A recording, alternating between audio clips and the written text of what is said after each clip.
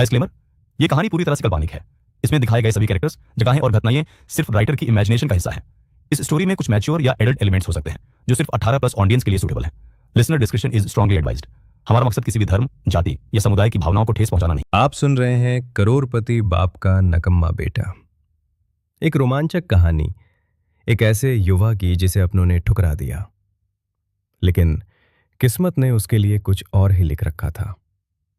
हर episode में मिलेगा रोमांच, जज्बात, सस्पेंस और हैरान कर देने वाले मोड़। तो चलिए बिना किसी देरी के शुरू करते हैं आज का एपिसोड। चैप्टर नंबर 931 से 940। चैप्टर 931, कोई निकास नहीं। यश मोहन ने सुनहरे पृष्ठ की दुनिया से बाहर निकलकर आध्यात्मिक श्रेणी को इसके अंदर ले जाने की कोशिश की, लेकिन वास्तविकता ने इसे व्यर्थ अभ्यास से अधिक कुछ नहीं साबित किया। आध्यात्मिक श्रेणी ने जरा भी नहीं हिली। यश मोहन ने आह भरी। अगर वह श्रेणी को इस तरह अपनी सुनहरे पृष्ठ की दुनिया में रखना चाहता था तो उसे कम से कम होलो स्पिरिट अवस्था तक पहुंचने की आवश्यकता होगी। जब वह विचारों से बाहर था, उसे अचानक लगा कि आध्यात्मिक श्रेणी थोड़ी हिली है। जब उसने ध्यान से जांच की तो उसने पुष्टि की कि आध्यात्मिक श्रेणी वास्तव में थोड़ी हिली थी। आध्यात्मिक श्रेणी भागना चाहती थी। यश मोहन हिल गया। यश मोहन ने तुरंत अपनी आध्यात्मिक चेतना से आध्यात्मिक श्रेणी की जांच की और पाया कि यह वास्तव में हिल रही थी, भले ही हलचल न्यूनतम थी। तो आध्यात्मिक श्रेणी की अपनी इच्छा थी। यह अनगिनत वर्षों से वहां थी और कभी नहीं हिली। जैसे ही वे आए, यह क्यों हिलने लगी? यश मोहन ने सोचा और समझ गया कि क्या हो रहा था। यह आध्यात्मिक श्रेणी निश्चित रूप से किसी प्राचीन शक्तिशाली प्राणी द्वारा 7 हर्ब गार्डनों को आध्यात्मिक ऊर्जा प्रदान करने के लिए नियंत्रित की गई थी। हर्ब गार्डनों में एक गठन था जिसने आध्यात्मिक श्रेणी को बांध रखा था। जब यश मोहन के साथ समूह अंदर आया तो उनमें से कोई भी गठनों को अच्छी तरह से नहीं जानता था और उन्होंने गठन को नष्ट कर दिया। यहां तक कि उसे भी एहसास नहीं हुआ कि 7 हर्ब गार्डनों ने एक गठन बनाया था। उसे बांधने वाले गठन के बिना आध्यात्मिक श्रेणी भाग सकती थी और मध्य स्तरीय तक पहुंचने के लिए एक बेहतर जगह ढूंढ सकती थी।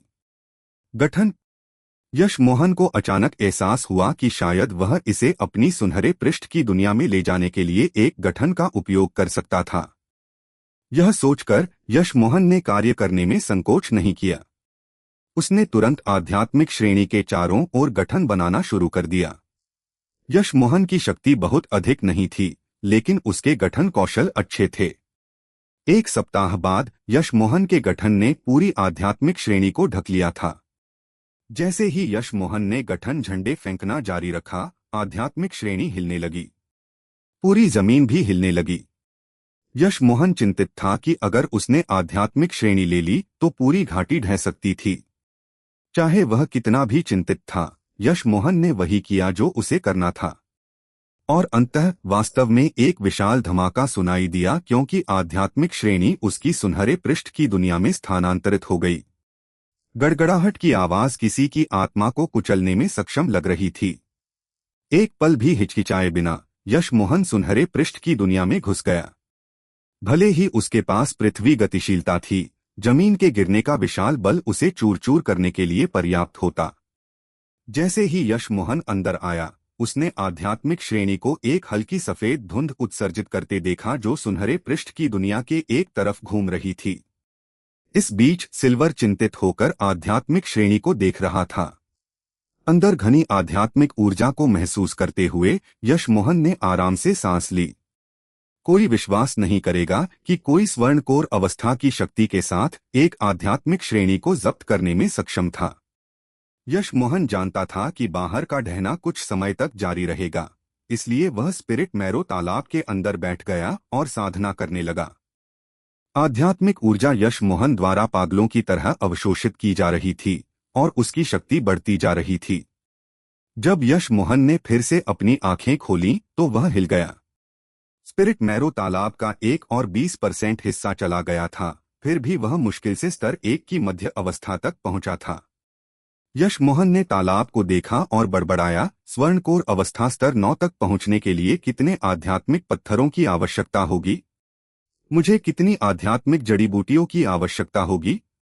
उसने कल्पना करने की हिम्मत नहीं की। उसकी उपभोग दर पागलपन भरी थी।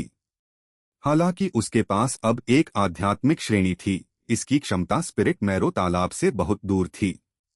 यश मोहन ने तालाब में साधना करना जारी नहीं रखा। वह बहुत अधिक बर्बाद कर रहा होता। यांगजू और यशिका के लिए इसमें साधना करना बहुत बेहतर होगा। यश मोहन ने अपनी जड़ी बूटियों को व्यवस्थित करना शुरू किया। ये वे जड़ी बूटियां थीं जो आध्यात्मिक श्रेणी के आसपास लगाई गई थीं, इसलिए वे महत्वपूर्ण थीं। विशेष रूप से 2 5 कलर्स लोटस, इसलिए यश मोहन ने उनकी रक्षा के लिए एक गठन का उपयोग किया। यश मोहन ने स्तर 5 की जड़ी बूटियों के विशाल पैच को देखा और संतुष्टि की भावना महसूस की। वह थोड़े खतरे से गुजरा था, लेकिन फसल इसके लायक थी। यश मोहन सुनहरे पृष्ठ की दुनिया से बाहर आया और हर्ब गार्डन में वापस आया। उसके सामने का दृश्य आश्चर्यजनक था। घाटी अस्तव्यस्त थी, 7 हर्ब गार्डनों के कोई अवशेष नहीं बचे थे और उनके स्थान पर 7 बड़ी खाइयां रह गई थीं। यहां तक कि छोटा लकड़ी का घर भी गायब हो गया था। टेलीपोर्टेशन गठन की तो बात ही छोड़ दें। यश मोहन ने आह भरी। भले ही दूसरी तरफ लोग उसका इंतजार न कर रहे हों, वह बाहर नहीं निकल पाता। तो अब यश मोहन की सबसे बड़ी समस्या थी, बाहर कैसे निकला जाए। यश मोहन फिर से घूमा, लेकिन बाहर निकलने का कोई और रास्ता नहीं मिला। जिस गठन का उपयोग उसने दूसरों को धमकाने के लिए किया था, वह उसके अपने हाथों नष्ट हो गया था। बाहर धुंध अभी भी घनी थी और यश मोहन ने इसके माध्यम से जाने की कोशिश करने की हिम्मत नहीं की। लेकिन यश मोहन जानता था कि धुंध वास्तव में उसके बाहर निकलने का एकमात्र रास्ता हो सकता था। इसलिए यश मोहन ने शैडोलेस को बुलाया और उसे धुंध के पास जाने को कहा। शैडोलेस के धुंध से कुछ मीटर दूर उड़ने के बाद यह जल्दी से यश मोहन के कंधे पर वापस आ गया और चाहे यश मोहन ने कितना भी उसे उकसाया, यह फिर से ऊपर जाने की हिम्मत नहीं करता था। यहां तक कि शैडोलेस भी धुंध के पास नहीं जा सकता था।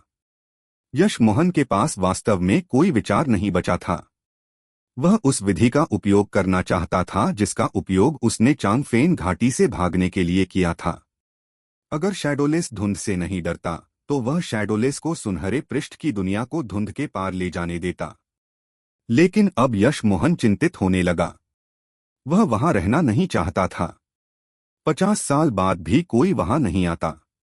अचानक यश मोहन ने खतरे की अनुभूति महसूस की। धुंध धीरे धीरे अंदर आने लगी और निकटतम हिस्सा उससे केवल कुछ मीटर दूर था। अपने सदमे में यश मोहन तुरंत बिना सोचे सुनहरे पृष्ठ की दुनिया में वापस चला गया। यश मोहन ने फिर तुरंत एक निगरानी गठन डिस्क बनाई और उसे बाहर फेंक दिया।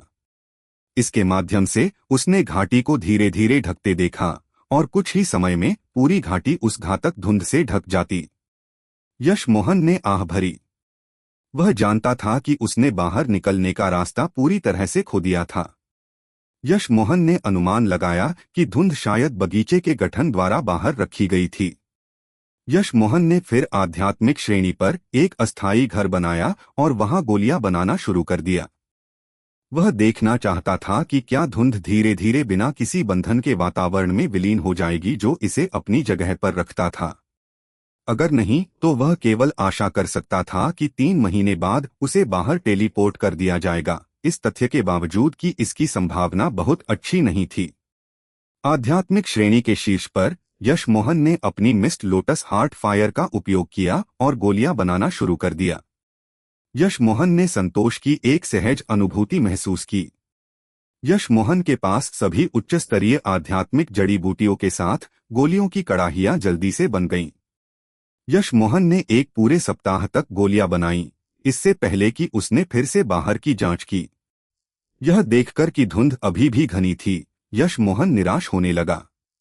रुको, यश मोहन ने 2 चींटियों को अस्तव्यस्त जमीन पर धीरे धीरे रेंगते देखा। यहां तक कि शैडोलेस भी धुंध से डरता था। वे 2 चींटियां कैसे ठीक थीं? यश मोहन ने फिर देखा कि धुंध पहले जैसी ही लग रही थी, फिर भी ऐसा लगा जैसे उसने कुछ खो दिया हो।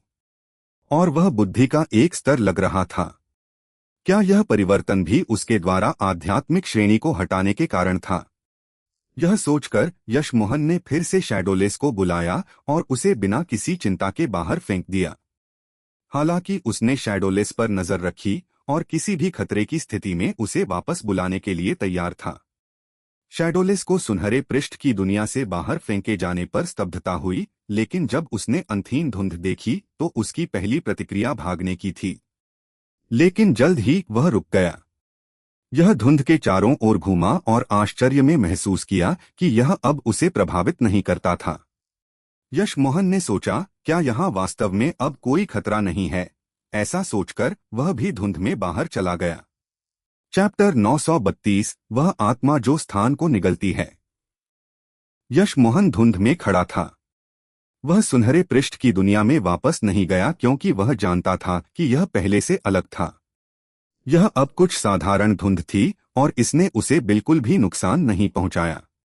यहां तक कि जब वह उस जगह पर वापस चला गया जहां धुंध को सील कर दिया गया था तो कुछ नहीं हुआ। यशमोहन ने सावधानी से अपनी आध्यात्मिक चेतना बाहर भेजी। उसे जल्द ही पता चला कि उसकी आध्यात्मिक चेतना उन जगहों से गुजर सकती थी जहां वह पहले नहीं गुजर सकता था। बहुत अधिक प्रयास के बिना यशमोहन ने उस साधक को पाया जो गायब हो गया था। वह अब हड्डियों का एक ढेर था, यहां तक कि उसके कपड़े भी चले गए थे।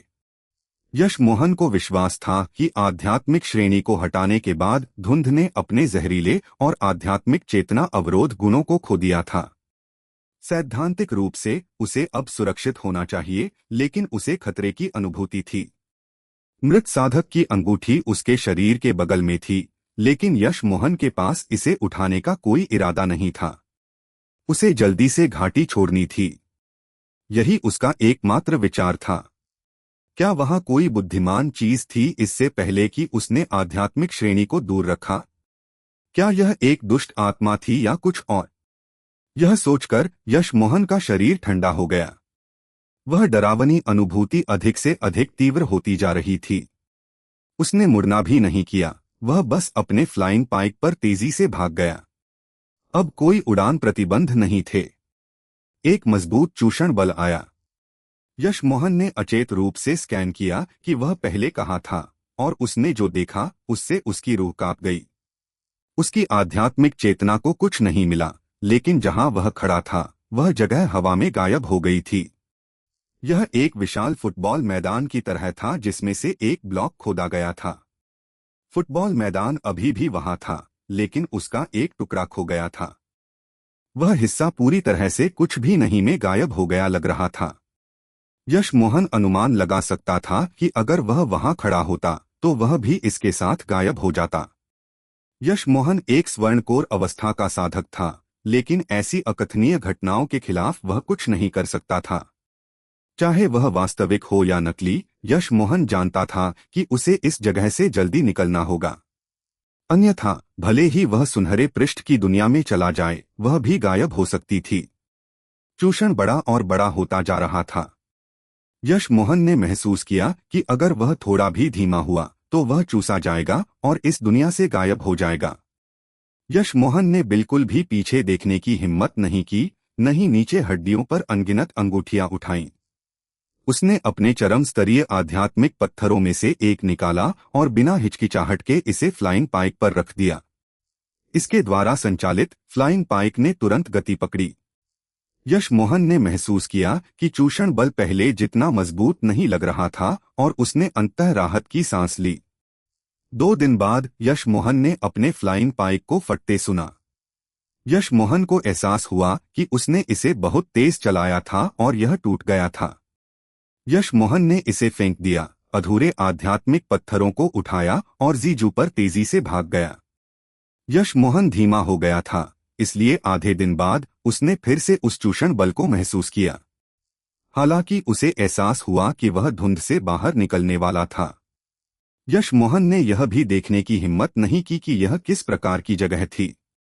उसने अपने साधना सार का उपयोग किया और भागने से पहले अधिकतम गति तक पहुंच गया। जब उसने धुंध की आखिरी बूंद को पीछे छोड़ा तो यशमोहन थोड़ा बेहतर सांस ले सका, लेकिन वह अभी भी पूरी गति से दौड़ता रहा। वह उस अदृश्य शक्ति से डर गया था। उसने कभी ऐसी चीज के बारे में नहीं सुना था जो स्थान को निगल सकती थी।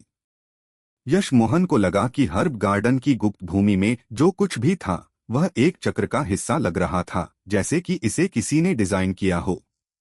यश मोहन को विश्वास था कि आध्यात्मिक श्रेणी को बाहर निकालकर उसने किसी की स्थापित भूमि को तोड़ दिया था। यह सोचकर उसने बहुत असहज महसूस किया। रुको, चूंकि हर्ब गार्डन में एक टेलीपोर्टेशन गठन था, धुंध में अभी भी इतनी सारी हड्डियां क्यों थीं? वे भी बाहर से आए होंगे। वे लकड़ी के घर में टेलीपोर्टेशन गठन के माध्यम से क्यों नहीं निकले? यश मोहन ने बिंदुओं को जोड़ा और उसका दिल तेजी से धड़कने लगा। लकड़ी के घर में एक पूरा टेलीपोर्टेशन गठन था, लेकिन यह उनके लिए नहीं था। वह टेलीपोर्टेशन गठन छिपा हुआ था। उसने गठन झंडों को अपने में बदल दिया था। इस तरह गठन को सक्रिय किया जा सकता था। दूसरे शब्दों में, अगर उसने गठन झंडे नहीं बदले होते, भले ही किसी को टेलीपोर्टेशन गठन मिल जाता, वे इसका उपयोग नहीं कर पाते जब तक कि वह व्यक्ति एक गठन ग्रैंड मास्टर न होता। हालांकि जो लोग अंदर आए थे वे संप्रदाय के कुलीन सदस्य थे। इसके अलावा गठन ग्रैंड मास्टर केवल स्वर्णकोर अवस्था स्तर पर नहीं हो सकते थे। एक स्वर्णकोर अवस्था के जीवन काल में गठन ग्रैंड मास्टर बनना बहुत मुश्किल था। वह एक गठन गुरु था। अगर उसे वह गठन नहीं मिला होता तो हर कोई अंदर फंस जाता और धुंध के माध्यम से बाहर निकलने का रास्ता खोजने के लिए मजबूर हो जाता। इस दृष्टिकोण से उसने सभी को बचा लिया था। जिस व्यक्ति ने इस गुप्त भूमि को डिजाइन किया था, उसका एकमात्र उद्देश्य लोगों को अंदर आकर्षित करना और उन्हें धुंध में जाने के लिए मजबूर करना था, ताकि वे उसके और उस अदृश्य शक्ति द्वारा निगल लिए जाएं। हर्ब वैली अनगिनत वर्षों से अस्तित्व में थी। इसका मतलब था कि वहां अनगिनत लोग मारे गए थे। इसीलिए हर्ब गार्डनों पर छिपे हुए प्रतिबंध लगाए गए थे। इतने सालों के बाद ही प्रतिबंध कमजोर होने लगे थे। यश मोहन को संदेह था कि लकड़ी के घर के आसपास भी एक छिपा हुआ प्रतिबंध था, लेकिन केवल उन्हें ही इसे देखने को मिला था। यश मोहन ने अनुमान लगाया कि आध्यात्मिक जड़ी बूटी का बगीचा उस अज्ञात चीज को खिलाने के लिए था। शक्ति का प्राथमिक स्रोत साधकों का सार रक्त था। यश मोहन को अचानक एहसास हुआ कि अगर वह जानना चाहता था कि क्या उसने सही अनुमान लगाया है, तो उसे बस यह देखना था कि आध्यात्मिक जड़ी बूटियां कितनी पुरानी थीं। यह सोचकर यश मोहन ने अपनी सुनहरे पृष्ठ की दुनिया में जड़ी बूटियों की जांच करना शुरू कर दिया। Chapter 933 south peace 10 beauties. जब यश मोहन ने जड़ी बूटियों की उम्र की जांच की तो उसे यकीन हो गया कि उसने किसी की योजना को गड़बड़ा दिया था। उसे मिली जड़ी बूटियां सभी कम से कम 500 साल पुरानी थीं और वे बहुत अच्छी दिख रही थीं क्योंकि वे एक आध्यात्मिक श्रेणी पर उग रही थीं। यश मोहन चौंक गया। उसे अंततः समझ आ गया कि आध्यात्मिक श्रेणी क्यों भागने की कोशिश कर रही थी। शायद योजना के अनुसार जब उस व्यक्ति को और अधिक सार रक्त की आवश्यकता नहीं थी तो वह साधकों के अंतिम समूह को प्रतिबंध तोड़ने देगा। आध्यात्मिक श्रेणी फिर धीरे धीरे धुंध में चली जाती और धुंध के अंदर के प्राणी द्वारा निगल ली जाती। किसी और की आध्यात्मिक श्रेणी लेकर यश मोहन ने इस व्यक्ति की स्थापना को बर्बाद कर दिया। धुंध के अंदर का प्राणी इसके कारण वैसा विकसित नहीं हो पाएगा जैसा होना चाहिए था। इस व्यक्ति ने यह सब स्थापित करने में इतना प्रयास किया था, यहाँ तक कि इतने सालों बाद क्या होगा इसकी इतनी सटीक गणना की थी। यह प्राणी निश्चित रूप से ऐसा नहीं था जिसके साथ यश मोहन उलझ सकता था। उसी समय यश मोहन जानता था कि उसने इस शक्तिशाली प्राणी को नाराज कर दिया है। यश मोहन ने पीछे देखने की हिम्मत नहीं की क्योंकि वह जितना संभव हो उतना दूर भागना चाहता था। चाहे उसने सही अनुमान लगाया हो या नहीं, इस घाटी का हर्ब गार्डन सरल नहीं था। धुंध निश्चित रूप से सरल नहीं थी। यश मोहन जीजू पर उड़ता रहा और हर बार एक लाइफ एसेंस पिल खाता रहा। उसे नहीं पता था कि वह कितनी देर से उड़ रहा था जब उसने अंततः राहत की सांस ली और अचानक 3 साधकों को लड़ते देखा। चाहे यह जगह कहीं भी हो, यह स्पष्ट था कि वह भाग गया था। लड़ने वाले लोग 2 स्वर्णकोर अवस्था स्तर 3 के साधक और 1 स्वर्णकोर अवस्था स्तर 2 के थे। ऐसा लग रहा था कि स्तर 2 और 1 स्तर 3 दूसरे स्तर 3 के साधक से लड़ रहे थे। यश मोहन ने उन्हें बिना ज्यादा परवाह के स्कैन किया। ये लोग उसके लिए खतरा पैदा नहीं कर सकते थे। उसे बैठने के लिए एक जगह मिली। वह कई दिनों और रातों से भाग रहा था और बहुत थक चुका था। 3 साधकों ने यश मोहन को प्रकट होते देखा और स्तब्ध रह गए। लेकिन जब उन्होंने देखा कि यश मोहन केवल स्वर्णकोर अवस्था स्तर 1 पर था और आराम करने जाने से पहले गोलियां खा रहा था, तो उन्होंने समझ लिया कि वह वहां भागकर आया होगा। उन्होंने यश मोहन को नजरअंदाज किया और लड़ते रहे। यश मोहन ने गोली के विष को दूर करने के लिए एक स्टैलाग्माइट लाभ गोली खाने के बाद लड़ाई को देखना शुरू किया। अकेला साधक बहुत सुंदर था और उसकी विशेषताएं स्पष्ट थीं, लेकिन वह स्पष्ट रूप से अधिक समय तक नहीं टिकने वाला था। अन्य 2 में से एक का चेहरा पीला था और नाक बाज जैसी थी, जबकि दूसरे का चेहरा लंबा था जो उसके सिर से मेल नहीं खाता था। वांग झो, काई शिजांग, मैंने तुम्हें पहले ही दे दिया है। तुम और क्या चाहते हो? उस सुंदर स्वर्णकोर अवस्था स्तर 3 के व्यक्ति ने हांफते हुए पूछा। शी होंगजू, ऐसा नहीं है कि हमारी तुमसे दुश्मनी है, लेकिन हमने किसी से वादा किया था। यह तुम्हारी गलती है कि तुमने खुद को ठीक से नहीं देखा। तुम हमेशा डू शियुइंग के करीब आने की कोशिश करते हो। बेशक अगर तुम अपना चेहरा नष्ट करने और स्वर्गीय दाओं की शपथ लेने को तैयार हो कि तुम फिर कभी डू शियुइंग के करीब नहीं आओगे, तो हम तुम्हें जाने दे सकते हैं, पीले चेहरे वाले साधक ने कहा। यश मोहन ने सिर हिलाया। शी होंगजू मूर्ख होता अगर वह सहमत होता। पीले चेहरे वाले साधक की आंखों में स्पष्ट रूप से हत्या की प्रवृत्ति थी। शी होंगजू चिल्लाया, हुआंग झो, क्या तुम पागल हो? डू शियुइंग साउथ पीस राज्य की शीर्ष 10 सुंदरियों में से एक है। वह मुझे कैसे पसंद कर सकती है? क्या तुमने कुछ गलत समझा? गलत समझा? मैंने कैसे सुना कि वह तुमसे 1 से अधिक बार अकेले मिली है? आखिरी बार टेंगपिल टॉवर की नीलामी में तुम दोनों ने पूरे 1 दिन बात की। क्या तुम फिर सिर्फ सामान्य दोस्त हो? हुआंग झो ने ठंडे स्वर में उत्तर दिया। लंबे चेहरे वाले साधक ने अचानक डरावनी मुस्कान दी और कहा, हे शी होंगजू, तुम्हारा चेहरा वास्तव में सुंदर है।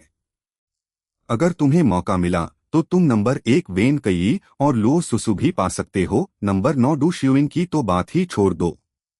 शी होंगजू अचानक एक पल के लिए स्तब्ध हो गया क्योंकि उसने वेन कई की देवी जैसी सुंदरता को याद किया। उस दिन उसने उसे दूर से देखा था और तब से वह उसकी सुंदरता और स्वभाव को कभी नहीं भूल सका। वह डू शियुइंग के बारे में इतना उत्सुक नहीं था, लेकिन वह वास्तव में वेन कई से प्यार कर बैठा था। लेकिन वह जानता था कि अपनी पहचान और स्थिति के साथ उससे बात करना भी मुश्किल होगा। उसके करीब आने की तो बात ही छोड़ दें। वह डू शियुइंग से इसलिए बात कर सका क्योंकि उसने उसे मंजूरी दी थी। शी होंगजू के इस ध्यान भंग का उपयोग करते हुए घोड़े के चेहरे वाले साधक ने अपनी उड़न तलवार से उसके कंधे को भेद दिया। शी होंगजू ने जल्दी से पीछे हटकर एक गोली खाई, फिर से अपना ध्यान विभाजित करने की हिम्मत नहीं की। लेकिन शी होंगजू पहले से ही घायल था, तो दोनों इस तरह के अवसर को कैसे जाने दे सकते थे। उन्होंने और भी अधिक बल के साथ हमला किया, शी होंगजू को एक बार में मारने की कोशिश की। हालांकि उनके 2 आध्यात्मिक उपकरण शी होंगजू पर नहीं लगे, क्योंकि उन्हें इसके बजाय एक बैंगनी किरण ने वापस मार दिया। यश मोहन ने सिर्फ एक तलवार से 2 आध्यात्मिक उपकरणों को तोड़ दिया और उन्होंने उन लोगों को कई मीटर पीछे भेज दिया। दोनों ने यश मोहन को जीजू पकड़े हुए स्तब्धता से देखा और बहुत देर तक प्रतिक्रिया नहीं कर सके।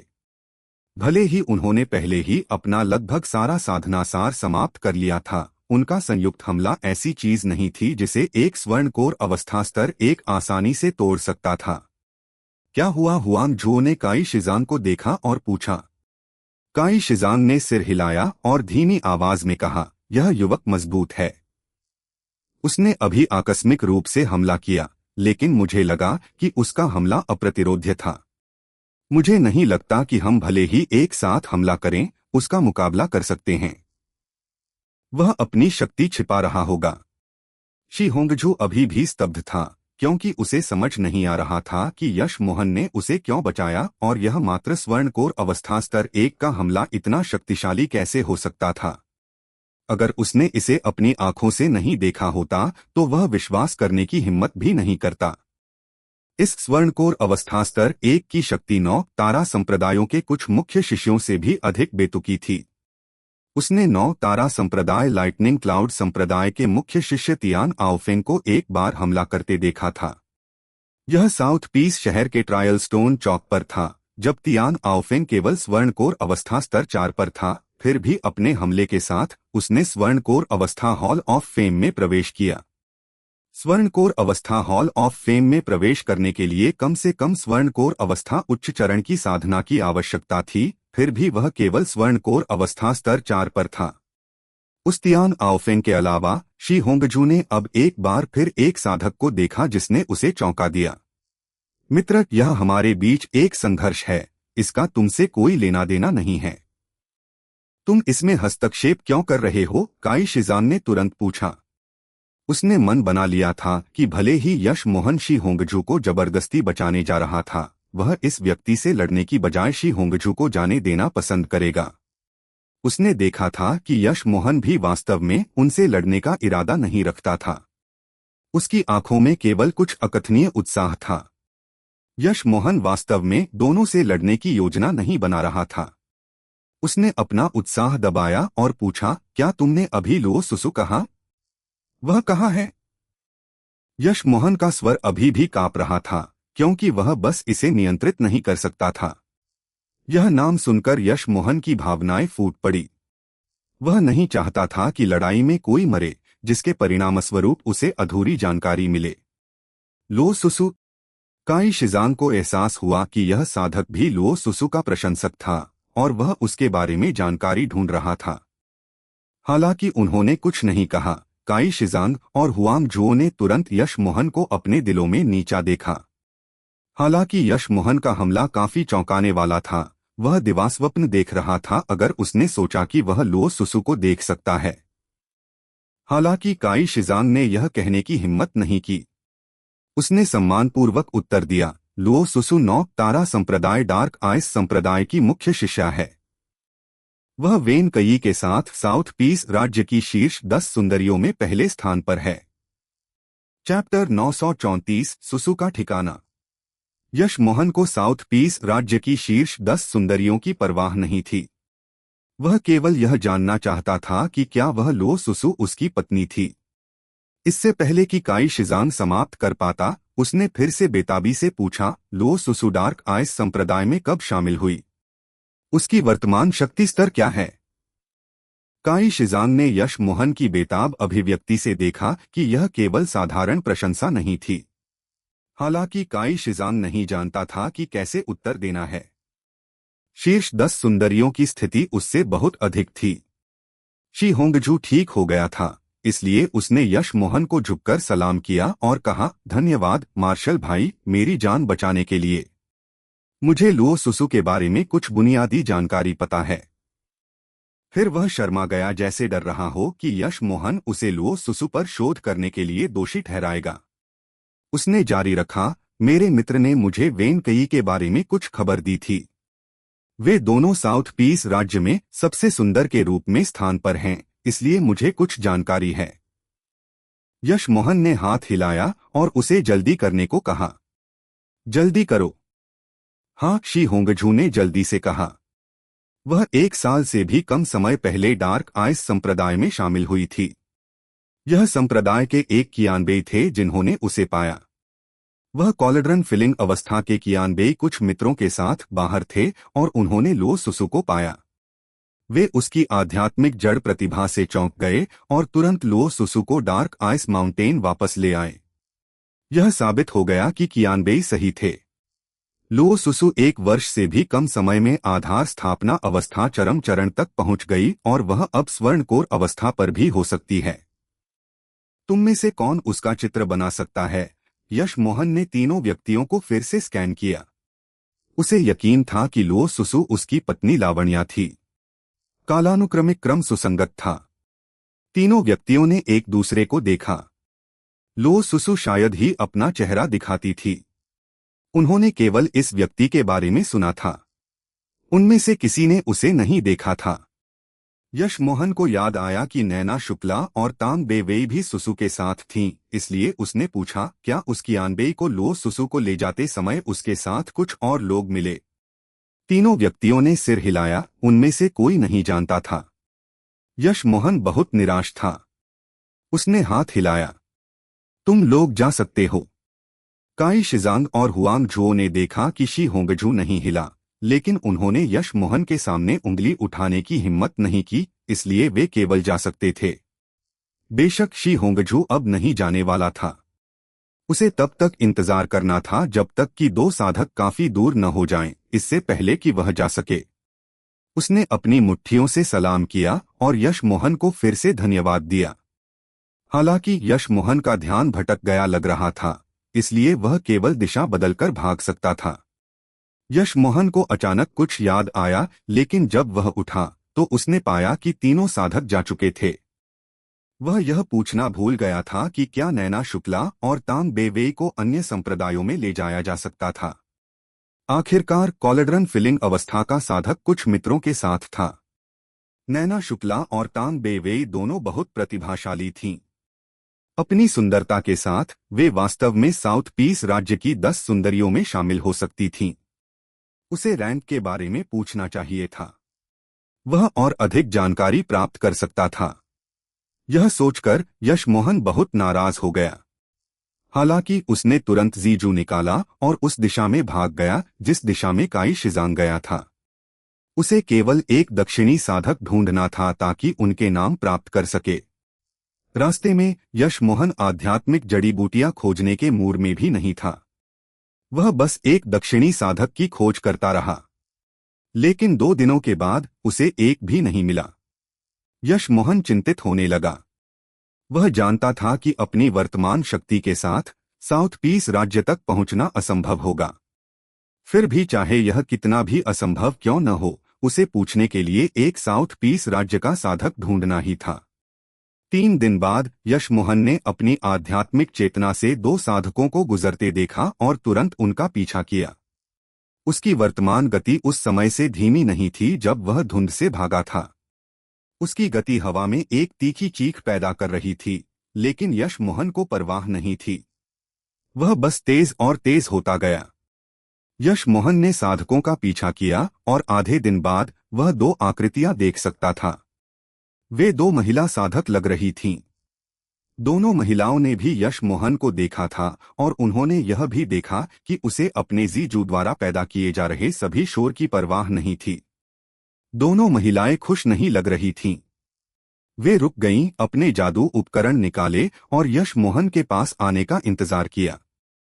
तुम क्या चाहते हो? इससे पहले कि यश मोहन बात कर पाता, लंबी महिला ने ठंडे स्वर में पूछा। यश मोहन ने अब राहत की सांस ली क्योंकि वह आखिरकार पकड़ में आ गया था। उसने 2 साधकों का अध्ययन किया। एक लंबी और बहुत सुंदर थी। उसकी त्वचा बहुत चिकनी थी। वह एक उड़न तलवार ले जा रही थी जो एक हल्की पीली रोशनी उत्सर्जित करती थी जो उसके चारों ओर उड़ रही थी। हालांकि उसका ठंडा स्वर बहुत स्वागत योग्य नहीं लग रहा था। उसकी शक्ति यश मोहन से बहुत अधिक थी। वह स्वर्णकोर अवस्था स्तर 7 पर थी। उसके बगल की लड़की प्यारी और छोटी लग रही थी। उसका गोल चेहरा मासूम लग रहा था और उसकी 2 बड़ी आंखें बहुत जीवंत लग रही थीं।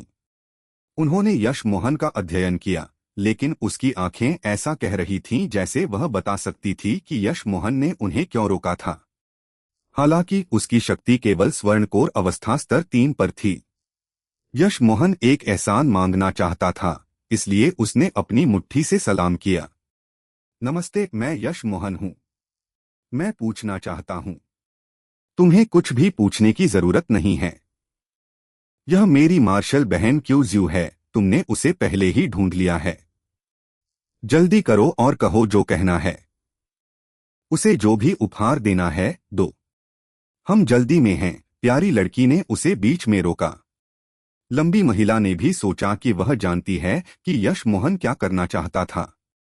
उसकी आंखों में घृणा की एक बूंद थी। यश मोहन स्तब्ध था। यह देखकर बड़ी आंखों वाली लड़की अधीर हो गई। क्या तुम बात करोगे या उपहार दोगे? अगर नहीं तो हम जा रहे हैं। हम तुम्हारे जैसे किसी को हर दिन देख सकते हैं। मैं अवाक हूं। यश मोहन को तुरंत एहसास हुआ कि दोनों महिलाओं ने उसे गलत समझा था। हालांकि यश मोहन ने उन्हें नाराज करने की हिम्मत नहीं की। वह 3 दिनों से उनका पीछा कर रहा था। अगर उन्होंने उत्तर देने से इनकार कर दिया तो उसके लिए प्रश्न पूछना मुश्किल होगा। यश मोहन ने तुरंत अपनी मुट्ठियों से सलाम किया और कहा, मैं तुम दोनों से पूछना चाहता हूं कि क्या तुम साउथ पीस राज्य से आती हो। प्यारी दिखने वाली लड़की ने यश मोहन को अवाक होकर देखा और अधीरता से कहा, बेशक हम साउथ पीस राज्य से हैं। कृपया एक बेहतर बातचीत शुरू करने वाला वाक्यांश इस्तेमाल करें। बहन जियो चलो। यश मोहन ने जल्दी से उन्हें रोका और 2 जेड की बोतलें निकाली। एक छोटा सा उपहार। कृपया इसे अस्वीकार न करें।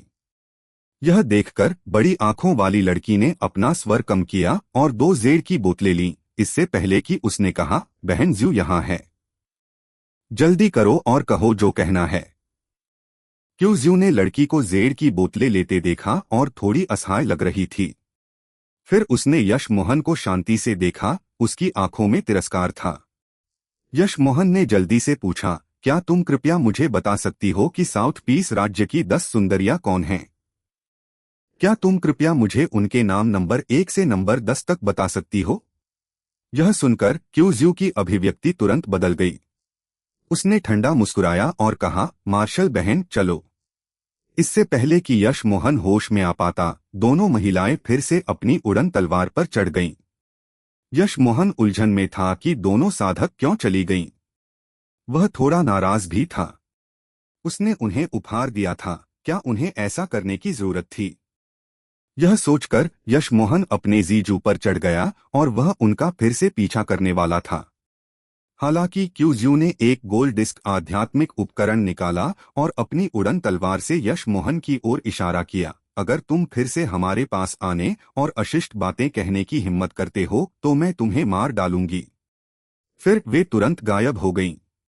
यश मोहन वास्तव में उलझन में था। उसने अभी एक सवाल पूछा था, वह अशिष्ट कैसे था? हालांकि यश मोहन ने फिर भी उनका जीजू के साथ पीछा किया। भले ही वह उनसे पूछने की योजना नहीं बना रहा था, वह उसी दिशा में जा रहा था। उसे विश्वास नहीं था कि उसे कोई और नहीं मिल सकता। चैप्टर 935 10 सुंदरियों की रैंकिंग। यश मोहन इस बार बहुत देर तक नहीं उड़ा। इससे पहले कि उसकी मुलाकात 3 साधकों से हुई, 2 पुरुष और 1 महिला। वे उस दिशा में जा रहे लग रहे थे जिस दिशा में 2 लड़कियां जा रही थीं। यश मोहन को परवाह नहीं थी कि वह कौन था, जब तक वह किसी से बात कर सकता था। यश मोहन ने तुरंत 2 लड़कियों को छोड़ दिया और उसने 3 साधकों का पीछा किया। यह देखकर 3 साधक सतर्कता से रुक गए क्योंकि उन्होंने अपने जादू उपकरण निकाले। यश मोहन को देखा।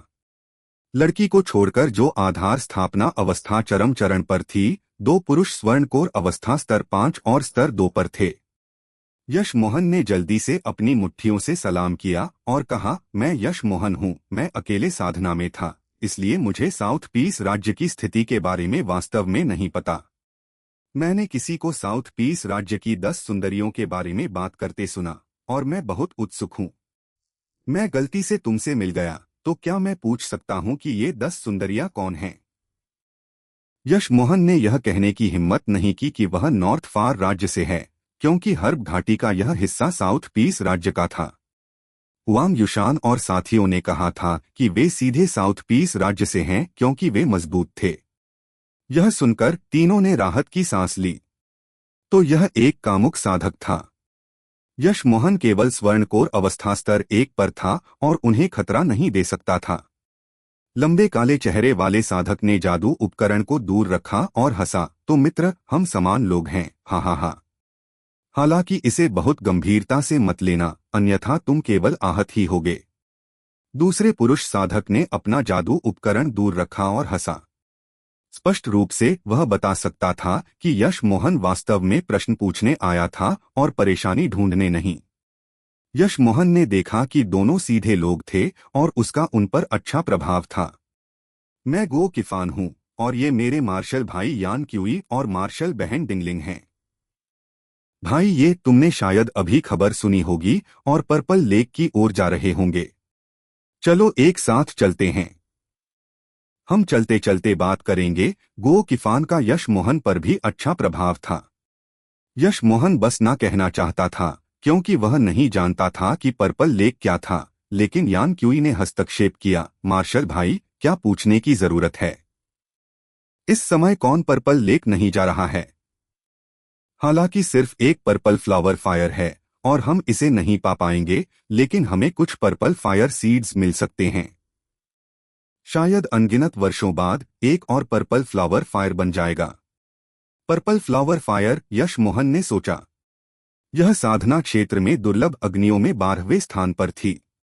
यह काफी उच्च था, यह देखते हुए कि शीर्ष 10 सभी स्वर्ग अग्नियां थीं। जब पर्पल फ्लावर फायर पैदा होता था तो यह 36 बीज पैदा करता था। ये बीज भी बहुत कीमती थे। प्रत्येक बीज एक स्तर 5 की आध्यात्मिक वस्तु है और न केवल साधना के लिए सहायक है बल्कि गोलियों में भी जोड़ा जा सकता है। यदि बीज उच्च श्रेणी के हैं तो अनगिनत वर्षों बाद वे वास्तव में एक और पर्पल फ्लावर फायर बन सकते हैं। यश मोहन ने यह सुनने के बाद ना नहीं कहा। उसने सिर हिलाया और पूछना जारी रखा। हाँ, मैं भी वहां जा रहा हूं, लेकिन मैं पूछना चाहता हूं। यश मोहन साउथ पीस राज्य की 10 सुंदरियों के बारे में नहीं भूला था। हाँ, मुझे पता है भाई, ये चिंता मत करो। हालांकि मैं इसे बहुत अच्छी तरह से नहीं जानता, मेरी मार्शल बहन जानती है। मार्शल बहन लिंग, तुम भाई ये को समझा सकती हो ताकि वह इतना बेताब होना बंद कर सके। गो किफान हंसा। डिंग लिंग पहले की 2 लड़कियों जितनी सुंदर नहीं थी, लेकिन वह काफी ताजा दिख रही थी और बात करने में आसान लग रही थी। यह सुनकर डिंगलिंग हंसी और विस्तार से उत्तर दिया, लोग साउथ पीस राज्य की 10 सुंदरियां कहते हैं, लेकिन वास्तव में यह 11 लोग हैं। पहले स्थान पर 9 तारा संप्रदाय डार्क आइस संप्रदाय की लो सुसु और 9 तारा संप्रदाय इन्फिनिटी संप्रदाय की वेन कई हैं। दूसरे स्थान पर 9 तारा संप्रदाय क्लियर ड्रीम मस्जिद की लिंगजियाओ शुआंग हैं। तीसरे स्थान पर 8 तारा संप्रदाय डिस्टेंट इमोर्टल पोंड की निंग किंगक्स्यू हैं। यश मोहन ने यह सुना और उसका दिल हिल गया क्योंकि वह एक बार फिर उत्साहित दिखा। किंगक्स्यू वास्तव में शीर्ष 10 सुंदरियों में से एक थी। उसे परवाह नहीं थी कि वह किस रैंक पर थी। उसे उसकी खबर ढूंढने की परवाह थी। डिंग लिंग ने जारी रखा, चौथे स्थान पर 9 तारा संप्रदाय डीप साउंड टॉवर की जिंग यिनमिंग हैं। 5वें स्थान पर 8 तारा संप्रदाय गोल्डन स्वॉर्ड संप्रदाय की शियाओ शियन हैं। 6ठे स्थान पर 9 तारा संप्रदाय डार्क आइस संप्रदाय की तांग बेवेई हैं। यश मोहन का उत्साह फिर से बढ़ गया। उसे लगातार लावण्या, नैना शुक्ला और तांग बेवेई की खबर मिली। उसका उत्साह आसमान छू गया था। वह नहीं जानता था कि लावण्या और तांग बेवेई एक ही संप्रदाय में क्यों थीं, लेकिन वह अंततः थोड़ा चैन से रह सकता था। डिंगलिंग ने यश मोहन का उत्साह देखा और उसे अजीब तरह से देखा, लेकिन कुछ नहीं पूछा। उसने जारी रखा, 7वें स्थान पर 8 तारा संप्रदाय हेवन स्टार संप्रदाय की यी पांडी हैं, जबकि 8वें स्थान पर 8 तारा संप्रदाय नानगोंग विला की नानगोंग जियाओदाई हैं। 9वें स्थान पर 7 तारा संप्रदाय फ्यूजन जॉय संप्रदाय की डू श्यूरिंग हैं। अंत में 10वें स्थान पर 7 तारा संप्रदाय रेड पिल संप्रदाय की क्यूज्यू हैं। डार्क आइस संप्रदाय वास्तव में मजबूत है, उनके संप्रदाय में शीर्ष 10 में से 2 हैं, यान क्यूई ने चिल्लाया। डिंगलिंग ने आंखें घुमाईं, इसका संप्रदाय के मजबूत होने से क्या लेना देना है? लेकिन डार्क आइस संप्रदाय एक 9 तारा संप्रदाय है, इसलिए निश्चित रूप से वे मजबूत हैं। यश मोहन ने यह जानकर राहत महसूस की कि वे सभी ठीक हैं और साउथ पीस राज्य की शक्ति पर आश्चर्य नहीं कर सका। यहां तक कि शीर्ष 10 में सबसे खराब भी 7 तारा संप्रदाय से आया था। बाकी सभी 8 या 9 तारा संप्रदायों में थे। इस बीच नॉर्थ फार राज्य में एक 5 या 6 तारा संप्रदाय शिखर पर खड़ा था। अंतर बहुत बड़ा था। उसी समय यश मोहन को यह भी एहसास हुआ कि क्यूज्यू गुस्से में क्यों चली गई थी। उसे 10 सुंदरियों में अंतिम स्थान दिया गया था और उसने मान लिया कि वह उसे जानता है, इसलिए जब उसने उसे सुंदरियों को 1 से 10 तक रैंक करने को कहा तो उसने सोचा कि वह उसका अपमान कर रहा है। लेकिन यश मोहन को ऐसी छोटी छोटी बातों की परवाह नहीं थी। यह जानकारी पर्याप्त थी। क्यूज्यू से अधिक सुंदर कई थे, यहाँ तक कि वह देवी जिहुआ युनजी क्यूज्यू के बराबर थी, जबकि वह जी मेई क्यूज्यू से भी बेहतर थी। इसके बाद यश मोहन ने वापस जाने पर सबसे पहली चीज जो करने की योजना बनाई वह थी यांगजू और साथियों को साउथ पीस राज्य ले जाने की कोशिश करना। यश मोहन ने डिंगलिंग से उनकी वर्तमान स्थिति के बारे में भी पूछा, लेकिन वह इसके बारे में कुछ भी नहीं जानती थी। आखिरकार सामाजिक स्थिति में अंतर बहुत अधिक था। वह केवल कुछ व्यापक रूप से ज्ञात खबरें जानती थी। जैसे जैसे चारों उड़ते रहे, अधिक से अधिक साधक दिखाई देने लगे। बहुत से जो गुओ किफान को जानते थे उनसे बात करने आए। जब यश मोहन सभी के साथ एक बड़ी झील पर पहुंचा तो उसे अंततः समझ आया कि उसने पहले कोई क्यों नहीं देखा। उनमें से अधिकांश यहाँ थे, वहां कम से कम कुछ 100 साधक मौजूद थे। साउथ पीस राज्य से हर्ब घाटी में आने वाले लोग नॉर्थ फार राज्य की तुलना में बहुत अधिक थे। जैसे ही यश मोहन पहुंचा, उसने तुरंत क्यूज्यू और उस बड़ी आंखों वाली लड़की को देखा। वे पर्पल फ्लावर फायर के बाहर आने का इंतजार करते हुए झील के किनारे इंतजार कर रहे थे। यश मोहन ने उन्हें स्कैन किया और अपनी आंखें हटा लीं। उन्होंने उसका उपहार लिया, लेकिन उसके सवाल का जवाब नहीं दिया, इसलिए उसे वे वास्तव में पसंद नहीं आईं।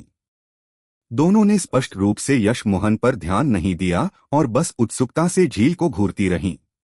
उनके आसपास दसियों युवा साधक थे। जब उन्होंने क्यूज्यू को देखा तो यह स्पष्ट था कि वे सभी उसके प्रशंसक थे। क्यूज्यू का चेहरा शांत था और किसी ने उससे बात करने की हिम्मत नहीं की। झील शांत थी और बड़ी आंखों वाली लड़की ऊब गई थी। उसने क्यूज्यू से कहा, बहन ज्यू, उस आदमी ने ऐसा क्यों कहा? क्या वह मंदबुद्धि है? उसने हमारा पीछा किया, लेकिन उसने तुम्हारा ध्यान आकर्षित करने के लिए इतना हास्यास्पद तरीका क्यों इस्तेमाल किया? फिर उसने 2 जेड की बोतलें निकालीं। मैं वास्तव में देखना चाहती हूं कि उसने क्या गोलियां दी। उन्हें फेंक दो, क्यूज्यू ने शांति से कहा। बड़ी आंखों वाली लड़की हंसी। मैं निश्चित रूप से उन्हें फेंक दूंगी, लेकिन मैं वास्तव में पहले देखना चाहती हूं कि उस साथी ने क्या गोलियां दी। 2 जेड की बोतलें काफी उत्कृष्ट हैं। फिर उसने आकस्मिक रूप से एक बोतल खोली। जब उसने उसमें से 2 हल्की नीली गोलियां निकाली, हालांकि वह सदमे में अपना मुंह चौड़ा किए बिना नहीं रह सकी। Chapter 936 purple flower fire. क्यूज्यू ने देखा कि उसकी मार्शल बहन ने अचानक बात करना बंद कर दिया था। उसने तुरंत मुड़कर देखा कि क्या हुआ था और अपनी मार्शल बहन के हाथों पर 2 हल्की नीली गोलियां देखीं। उसने गोलियों को पहचान लिया और सदमे से चिल्लाई, एज़्योर वेनपिल, और यह विशेष श्रेणी की है। किनज्यू ने तुरंत बात करना बंद कर दिया। हर कोई जानता था कि एज़्योर वेनपिलियां स्वर्णकोर अवस्था के साधकों के लिए कितनी कीमती थीं। इसलिए जब विशेष श्रेणी की बात आती थी तो वे और भी अधिक कीमती थीं। यह ऐसी चीज थी जिसे खरीदा नहीं जा सकता था। केवल गोली राजा ही विशेष श्रेणी की एज़्योर वेनपिलियां बना सकते थे। स्वर्णकोर अवस्था के साधकों के लिए सबसे अच्छी साधना गोली कंडेंस रेड पिल थी। दूसरी सबसे अच्छी एज़्योर वेन पिल थी। कंडेंस रेड पिल के साथ स्वर्णकोर अवस्था चरम चरण तक पहुंचना बहुत मुश्किल था, लेकिन एज़्योर वेन पिल के साथ यह अलग था। यह सबसे कीमती गोलियों में से एक होने का कारण यह था कि यह आसानी से एक साधक को स्वर्णकोर अवस्था चरम चरण तक पहुंचा सकती थी। गोली स्वर्णकोर अवस्था उच्च चरण के साधकों को स्वर्णकोर अवस्था चरम चरण तक पहुंचने में मदद करने के लिए थी। अगर आप स्वर्णकोर अवस्था उच्च चरण पर थे तो आप कम समय में स्वर्णकोर अवस्था चरम चरण तक पहुंच सकते थे, जब तक कि आपके पास पर्याप्त एज़्योर वेन पिलियां हो और कोई दुष्प्रभाव न हो। हालांकि एज़्योर वेन पिल की मुख्य सामग्री एज़्योर वेन ग्रास बहुत दुर्लभ थी। गोली बनाना भी बहुत मुश्किल था। इसके लिए कम से कम एक स्तर 9 के आध्यात्मिक गोली गुरु की आवश्यकता थी। क्यूज्यू एक साथ तारा संप्रदाय की मुख्य शिष्या थी, लेकिन उसे भी आसानी से एक विशेष श्रेणी की एज़्योर वेन पिल नहीं मिल सकती थी। यहाँ तक कि जब वह स्वर्णकोर अवस्था स्तर 9 पर पहुंचती तो उसे अधिकतम एक शीर्ष श्रेणी की एज्योर वेन पिल मिलती। फिर भी अब उसे अपनी मार्शल बहन के हाथों में आध्यात्मिक ऊर्जा से घिरी 2 विशेष श्रेणी की एज्योर वेन पिलियां मिली थीं। छोटी लड़की ने तुरंत समझ लिया और 2 एज्योर वेन पिलियों को जेड की बोतल में रख दिया। वह भी बहुत उत्साहित थी। उसने नहीं सोचा था कि एक स्वर्णकोर अवस्था स्तर 1 का साधक उन्हें 4 विशेष श्रेणी की एज्योर वेन पिलियां देगा। अपनी मार्शल बहन की तीव्र आंखों को देखकर उसे तुरंत एहसास हुआ कि उसकी मार्शल बहन क्या चाहती थी। उसने 2 बोतलें निकालीं और क्यूज्यू को दे दीं। उसने कहा, मार्शल बहन, मुझे अभी इन गोलियों की जरूरत नहीं है। मेरे लिए इनका उपयोग करना बेकार है। क्यूज्यू वास्तव में इन विशेष श्रेणी की एज्योर वेन पिलियों को चाहती थी, लेकिन वह यह भी जानती थी कि वे कितनी मूल्यवान थीं। उसने एक बोतल ली और कहा, उस व्यक्ति ने हमें 2 दिए। हम एक एक रख सकते हैं। मुझे सच में उम्मीद नहीं थी। बड़ी आंखों वाली लड़की ने आंखें झपकाईं और कहा, मार्शल बहन, अच्छा हुआ कि मैंने तुम्हारी बात नहीं मानी। मैंने उन्हें बिना देखे लगभग फेंक ही दिया था। यह सुनकर हमेशा ठंडे चेहरे वाली क्यूज्यू शर्मा गई और शर्मिंदगी से बोली, मुझे लगता है कि हमने उसे गलत समझा। वह वास्तव में प्रश्न पूछने के लिए हमारे पास आया होगा।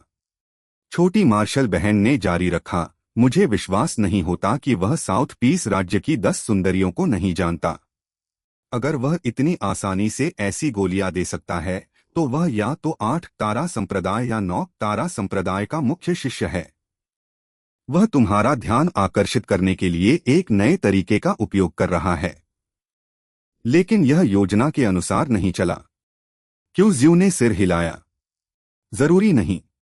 उसके उड़ान उपकरण के बारे में सोचो। यह एक बदसूरत रसोई चाकू था। अगर वह 8 तारा संप्रदाय से होता। क्यूज्यू को विश्वास था कि यश मोहन को 2 बोतलें अपनी किस्मत से मिली थीं।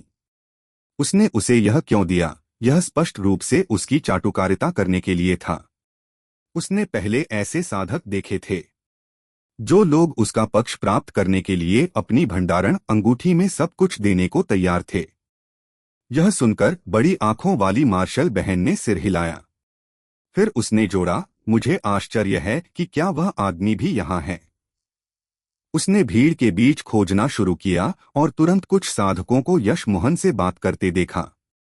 उसने क्यूज्यू की आस्तीन पकड़ी और कहा, मार्शल बहन, वह सच में यहाँ है। देखो, वह हमारे सामने है। उसने हमारा अभिवादन भी नहीं किया। यह किस प्रकार का पीछा करने वाला है? फिर उसने जारी रखा, मार्शल बहन, ऐसा लगता है कि तुम सही हो। वह बस उन निम्न श्रेणी के संप्रदाय के सदस्यों के साथ बात कर रहा है। स्पष्ट रूप से वह किसी बड़े संप्रदाय से नहीं है। मुझे सच में नहीं पता कि उसे 4 गोलियां कैसे मिली। आमतौर पर बड़े संप्रदाय के सदस्य निम्न श्रेणी के संप्रदाय के सदस्यों को तिरस्कार से देखते थे और वे आमतौर पर उनसे बात नहीं करते थे। क्यूज्यू ने ऊपर देखा और यश मोहन को देखा। हालांकि उसने बिल्कुल भी नहीं देखा और उससे बात करने के लिए जाने की तो बात ही छोड़ दें। क्यूज्यू देवी, यांगरू मार्शल बहन, बहुत समय बाद मुलाकात हुई, एक मैत्रीपूर्ण पुरुष स्वर सुनाई दिया। क्यूज्यू ने भौहें चढ़ाई, लेकिन जब उसने देखा कि कौन आ रहा था तो वह केवल सिर हिला सकती थी। तो यह तियानजियान संप्रदाय के मार्शल भाई वांगपू हैं। आप हमें क्या शिक्षा देना चाहते हैं? वह उससे ज्यादा बात नहीं करना चाहती थी। तियानजियान संप्रदाय एक 7 तारा संप्रदाय था और वांगपू मुख्य शिष्य था। वह पहले से ही स्वर्णकोर अवस्था स्तर 8 पर था और वह उससे अधिक मजबूत था। वांगपू को उसके शब्दों से बिल्कुल भी अजीब नहीं लगा। उसने अच्छी तरह से कहा, मैंने सोचा कि मैंने मार्शल बहन यांगरू के हाथों में 2 गोलियां देखी जो विशेष श्रेणी की एज्योर वेन पिलियां लग रही थीं। क्यूज्यू ने पहले ही भौहें चढ़ाना शुरू कर दिया था।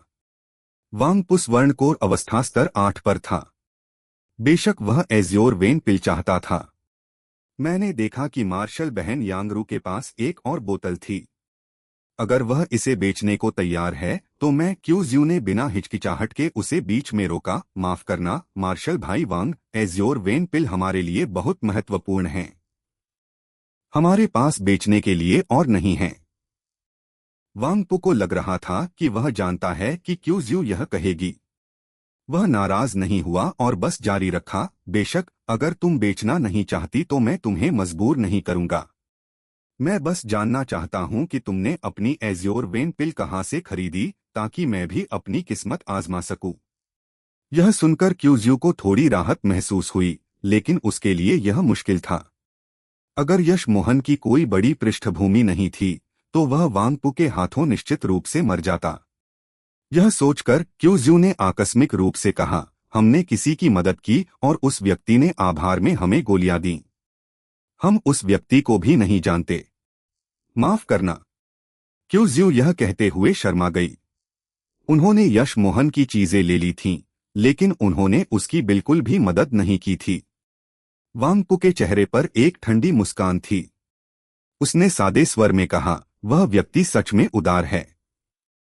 मदद करने के लिए किसी अजनबी को विशेष श्रेणी की एज्योर वेन पिल देना। है? क्यूज्यू ने समझाया, नहीं। उसे भी विश्वास नहीं होता अगर वह वांगपो होती। उसने अचेत रूप से यश मोहन पर नजर डाली। हालांकि यह नजर तुरंत वांगपो ने पकड़ ली। उसने तुरंत यश मोहन का मानसिक नोट बना लिया। उसे विश्वास नहीं था कि यश मोहन, जो छोटे संप्रदाय के सदस्यों के एक समूह के साथ घूम रहा था, के पास ऐसी गोलियां होंगी। फिर भी चूंकि क्यूज्यू ने उस सेकंड यश मोहन पर नजर डाली थी, इसका कुछ मतलब था। इस बीच पर्पल फ्लावर फायर पैदा होने वाला था। उसके पास यश मोहन जैसे साधक से बात करने का समय नहीं था। इस समय एक स्वर्णकोर अवस्था चरम चरण का साधक हवा में खड़ा हुआ और सभी को अपनी मुट्ठी से सलाम किया। दाओ मित्रों, हम सभी एक उद्देश्य के लिए यहाँ एकत्र हुए हैं, पर्पल फ्लावर फायर। लेकिन केवल एक ही है। सौभाग्य से इसके साथ कई बीज आ रहे हैं। इसलिए भले ही आपको केवल बीज मिले, यह काफी भाग्य है। स्वर्णकोर अवस्था के साधक की स्पष्ट रूप से कुछ स्थिति थी। जब वह बाहर आया तो भीड़ तुरंत शांत हो गई और जल्द ही दृश्य मौन हो गया। इस साधक ने संतुष्टि से सिर हिलाया और जारी रखा, 36 बीज हैं, लेकिन यहाँ सैकड़ों साधक हैं। हर कोई एक प्राप्त नहीं कर सकता। मैं यहाँ सभी को याद दिलाने के लिए हूँ कि हम सभी साउथ पीस राज्य के कुलीन साधक हैं। भले ही आप बीजों पर लड़ना चाहते हो, कोशिश करें कि एक दूसरे को न मारें। यश मोहन ने यह सुनकर ठंडा मुस्कुराया। वह जानता था कि यह आदमी बकवास कर रहा था। अंत तक झील लाल रंग में रंगी न हो, यह भाग्य की बात होगी, इसलिए कुछ लोगों को मारना और भी अधिक असंभव था। Chapter 937 three eyed purple frog. यश मोहन की ठंडी मुस्कान देखकर गो किफान ने जल्दी से कहा, भाई ये वह व्यक्ति सरल नहीं है। वह 9 तारा संप्रदाय इन्फिनिटी संप्रदाय का मुख्य शिष्य है, डोंग तियान्या। वह स्वर्णकोर अवस्था हॉल ऑफ फेम में चौथे स्थान पर है। वेन कई के समान संप्रदाय? यश मोहन ने सदमे में पूछा। गो किफान ने यश मोहन को अवाक होकर देखा। भाई ये, कृपया मुझे सीधे बात करने के लिए माफ करें, लेकिन साउथ पीस राज्य की 10 सुंदरियों के बारे में तुम्हें केवल इतना जानने की जरूरत है कि अगर तुम उन्हें अपने दिल में रखोगे तो तुम अंततः आहत होगे। यह दूसरी बार था जब उसने यश मोहन से ऐसा कहा। स्पष्ट रूप से उसका यश मोहन पर अच्छा प्रभाव था। गो किफान ने जारी रखा, यह डोंग तियान्या उदाहरण के लिए वह इतनी युवा उम्र में एक स्वर्णकोर अवस्था चरम चरण का साधक है और एक 9 तारा संप्रदाय का मुख्य शिष्य है, और वह वेन कई का पीछा करने वाला है। हालांकि उसकी स्थिति उससे थोड़ी अधिक है, उसने फिर भी यह कहकर उसे अस्वीकार कर दिया कि उसका साधना स्तर अभी भी बहुत कम है। फिर उसने यश मोहन को विपरीत दिशा में क्यूज्यू को देखने की याद दिलाई। देखो, वह क्यूज्यू है जो साउथ पीस राज्य में केवल 10वें स्थान पर है। यश मोहन को देखते हुए गो किफान ने जारी रखा, वह केवल 10वें स्थान पर है, फिर भी कितने साधक उसके करीब आना चाहते हैं। उसके आसपास के साधक सभी उसका ध्यान आकर्षित करने की कोशिश कर रहे हैं, लेकिन वे नहीं जानते कि वे कितने हास्यास्पद हैं। वे सभी सोचते हैं कि वे वास्तव में आकर्षक दिख रहे हैं और यह सब, लेकिन मुझे यकीन है कि क्यूज्यू उनमें से एक को भी पसंद नहीं करती है। यश मोहन ने जैसे ही पहुंचा, दृश्य पर ध्यान दिया था और उसे भी मजेदार लगा था। क्यूज्यू ने यश मोहन को उसे देखते देखा और अचानक कुछ समझ गई लगी। वह तिरस्कार से सोचे बिना नहीं रह सकी, तो अंत में वह अभी भी मेरा ध्यान आकर्षित करने की कोशिश कर रहा था। वैसे भाई गुओ, साउथ पीस राज्य से हर बार डेजर्ट प्लेन हर्ब वैली में कितने साधक प्रवेश करते हैं? यश मोहन ने पूछा। गो किफान ने यश मोहन को अजीब तरह से देखा। तुम यह भी नहीं जानते? स्थान एक संप्रदाय की रैंक पर आधारित होते हैं। मेरे संप्रदाय ट्रू कॉलेड्रन संप्रदाय को लें उदाहरण के लिए। यह एक 5 तारा संप्रदाय है, इसलिए हमें 5 स्थान मिले। 9 तारा संप्रदायों को 9 स्थान मिलते हैं। इसके अलावा एक अकेला साधक गठबंधन भी है। अगर कोई अकेला साधक अंदर जाना चाहता है तो उसे गठबंधन में पंजीकरण कराना होगा और उनका परीक्षण पास करना होगा। अगर तुम योग्य हो तो तुम अंदर जा सकते हो। कुल मिलाकर हर बार लगभग 10 से 20 हजार लोग होते हैं। यश मोहन हिल गया। उसे उम्मीद नहीं थी कि उत्तर और दक्षिण के बीच का अंतर इतना बड़ा होगा। अचानक पर्पल फ्लावर लेक पर लहरें उठने लगीं। यह देखकर हर कोई एक पल में शांत हो गया। किसी ने बात नहीं की, जबकि कुछ लोगों ने अपने जादू उपकरण भी निकाल लिए। हर कोई अचेत रूप से कुछ कदम आगे बढ़ गया, जैसे कि वे झील के जितने करीब होंगे उनकी संभावना उतनी ही अधिक होगी। लहरें बड़ी और बड़ी होती गईं जब तक कि अंततः ऐसा नहीं हुआ जैसे झील उबल रही हो। हर कोई जानता था कि पर्पल फ्लावर फायर पैदा होने वाला था। 7 मिनट बाद पानी झील के केंद्र से विभाजित हो गया और 1 मीटर लंबा विशाल पर्पल सनफ्लावर पानी से उठा। जल्द ही यह झील से आधा मीटर ऊपर बढ़ गया। यश मोहन अन्य सभी साधकों की तरह घबराहट से देखता रहा, क्योंकि पर्पल सनफ्लावर बढ़ता रहा। यह भी पहली बार था जब वह ऐसी घटना देख रहा था। वह थिंस से जानता था कि पर्पल सनफ्लावर एक जल तत्व अग्नि थी। हालांकि यह पानी से आई थी, झील के किनारे के सभी साधकों ने एक तीव्र गर्मी महसूस की। पर्पल फ्लावर फायर कीमती थी, लेकिन यश मोहन के पास पहले से ही मिस्ट लोटस हार्ट फायर थी, इसलिए उसे वास्तव में आश्चर्य नहीं हुआ। वह गो किफान से कुछ कहने वाला था जब उसने मुड़कर देखा और गो किफान को पर्पल फ्लावर को मौत की घूरती नजर से घूरते देखा, क्योंकि वह अपनी लार निगल रहा था। यश मोहन ने फिर चारों ओर देखा और उसने पाया कि हर कोई इसी तरह लालच से पर्पल फ्लावर को देख रहा था। यश मोहन ने आह भरी। अगर उसके पास मिस्ट लोटस हार्ट फायर नहीं होती तो क्या वह भी इन लोगों की तरह होता? इस अवस्था में लोगों को इस पर लड़ते समय न मारने के लिए कहना, क्या यह मजाक नहीं था?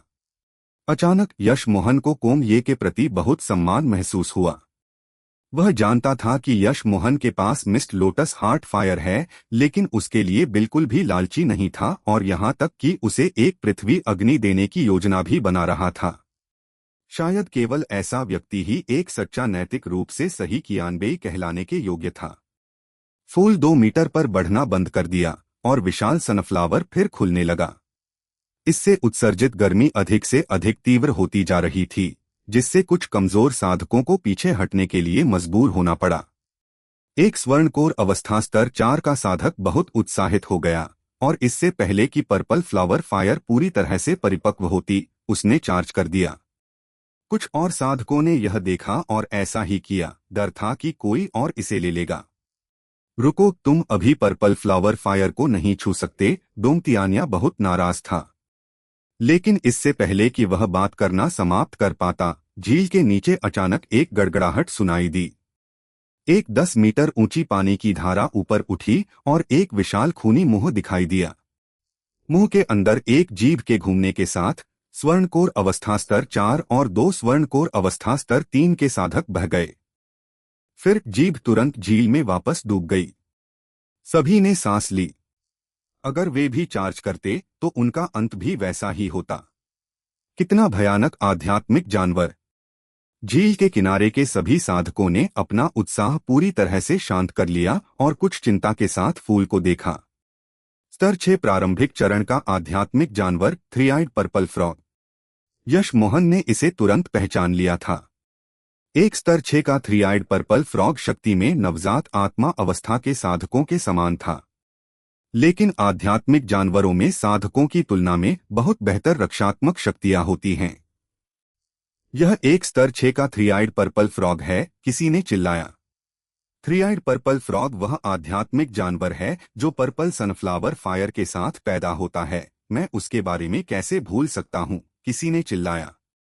इस बीच यशमोहन बहुत उत्साहित था, क्योंकि थ्री आइड पर्पल फ्रॉग के शरीर पर कुछ ऐसा था जो पर्पल फ्लावर फायर से बहुत अधिक कीमती था।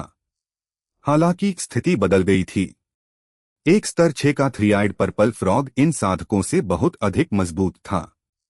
स्वर्णकोर अवस्था और नवजात आत्मा अवस्था के बीच एक मूल अंतर था। स्वर्णकोर अवस्था के साधकों ने केवल अपने साधना सार को एक ठोस अवस्था में संघनित किया था। दूसरी ओर नवजात आत्मा अवस्था के साधक अपनी आत्मा को भी गढ़ सकते थे। जल्द ही पर्पल फूल पूरी तरह से खुल गया और पंखुड़ियों के केंद्र में एक हल्की बैंगनी लौ उठी।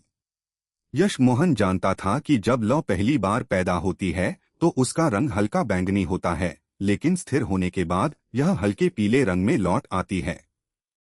फिर इसे बैंगनी तक पहुंचने के लिए अनगिनत वर्षों की नींद समेकित करने की आवश्यकता होगी।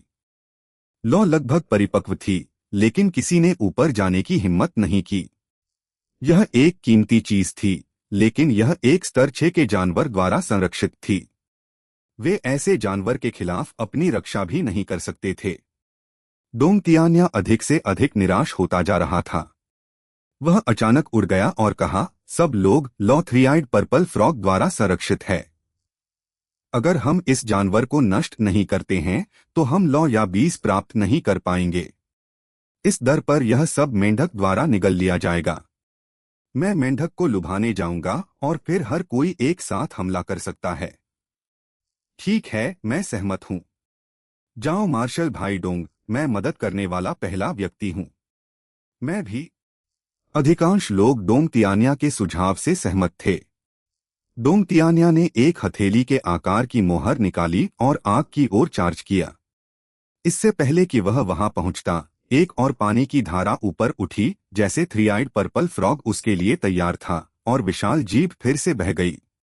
इससे पहले कि जीभ उस तक पहुंचती, हालांकि डोंगतियान्या ने अपने हाथ में मोहर फेंकी, जो आकार में बढ़ने लगी। जब तक यह थ्री आइड पर्पल फ्रॉग के ऊपर पहुंची, यह पहले से ही 3 मीटर लंबी थी। चैप्टर 938 लूट का त्योहार। गड़गड़ाहट। डोंगतियान्या की मोहर थ्री आइड पर्पल फ्रॉग द्वारा दूर फेंक दी गई। डोंगतियान्या ने साधना सार की संघातक शक्ति के कारण हवा में ही खून उगल दिया। लेकिन फिर थ्री आइड पर्पल फ्रॉग ने अपनी जीभ फिर से डोंगतियान्या पर घुमाई। इस बार कुछ और साधकों ने अपने जादू उपकरण थ्री आइड पर्पल फ्रॉग पर फेंके। थ्री आइड पर्पल फ्रॉग का खून साधकों के शरीर में अशुद्धियों को शुद्ध कर सकता है और गोली के विष को हटा सकता है। जो लोग थ्री आइड पर्पल फ्रॉग पर हमला करते हैं, उन्हें एक एक बोतल मिल सकती है। डोंगतियान्या ठीक हो गया और दूसरों को भी मेंढक पर हमला करने के लिए प्रोत्साहित किया। उसने थ्री आइड पर्पल फ्रॉग के साथ केवल एक बार लड़ाई की थी, और उस एक बार ने उसे स्पष्ट रूप से एहसास कराया कि अगर केवल कुछ लोग होते तो वे मेंढक का मुकाबला नहीं कर पाते। हालांकि पहले से ही साधक उस पर चार्ज कर रहे थे। वे मूर्ख नहीं थे, वे सभी जानते थे कि थ्री आइड पर्पल फ्रॉग का खून कितना कीमती था। इसके अलावा मेंढक के साथ लड़ने का मतलब था कि वे बैंगनी फूल की लौ के करीब जा सकते थे। दसियों साधकों ने हमला किया, और हर बार जब थ्री आइड पर्पल फ्रॉग अपनी जीभ घुमाता तो वह कुछ साधकों को अपने साथ ले जाता। फिर भी यह हमलों के उन्माद को रोक नहीं सका। थ्री आइड पर्पल फ्रॉग वास्तव में एक स्तर 6 का आध्यात्मिक जानवर था, लेकिन बहुत सारे लोग थे।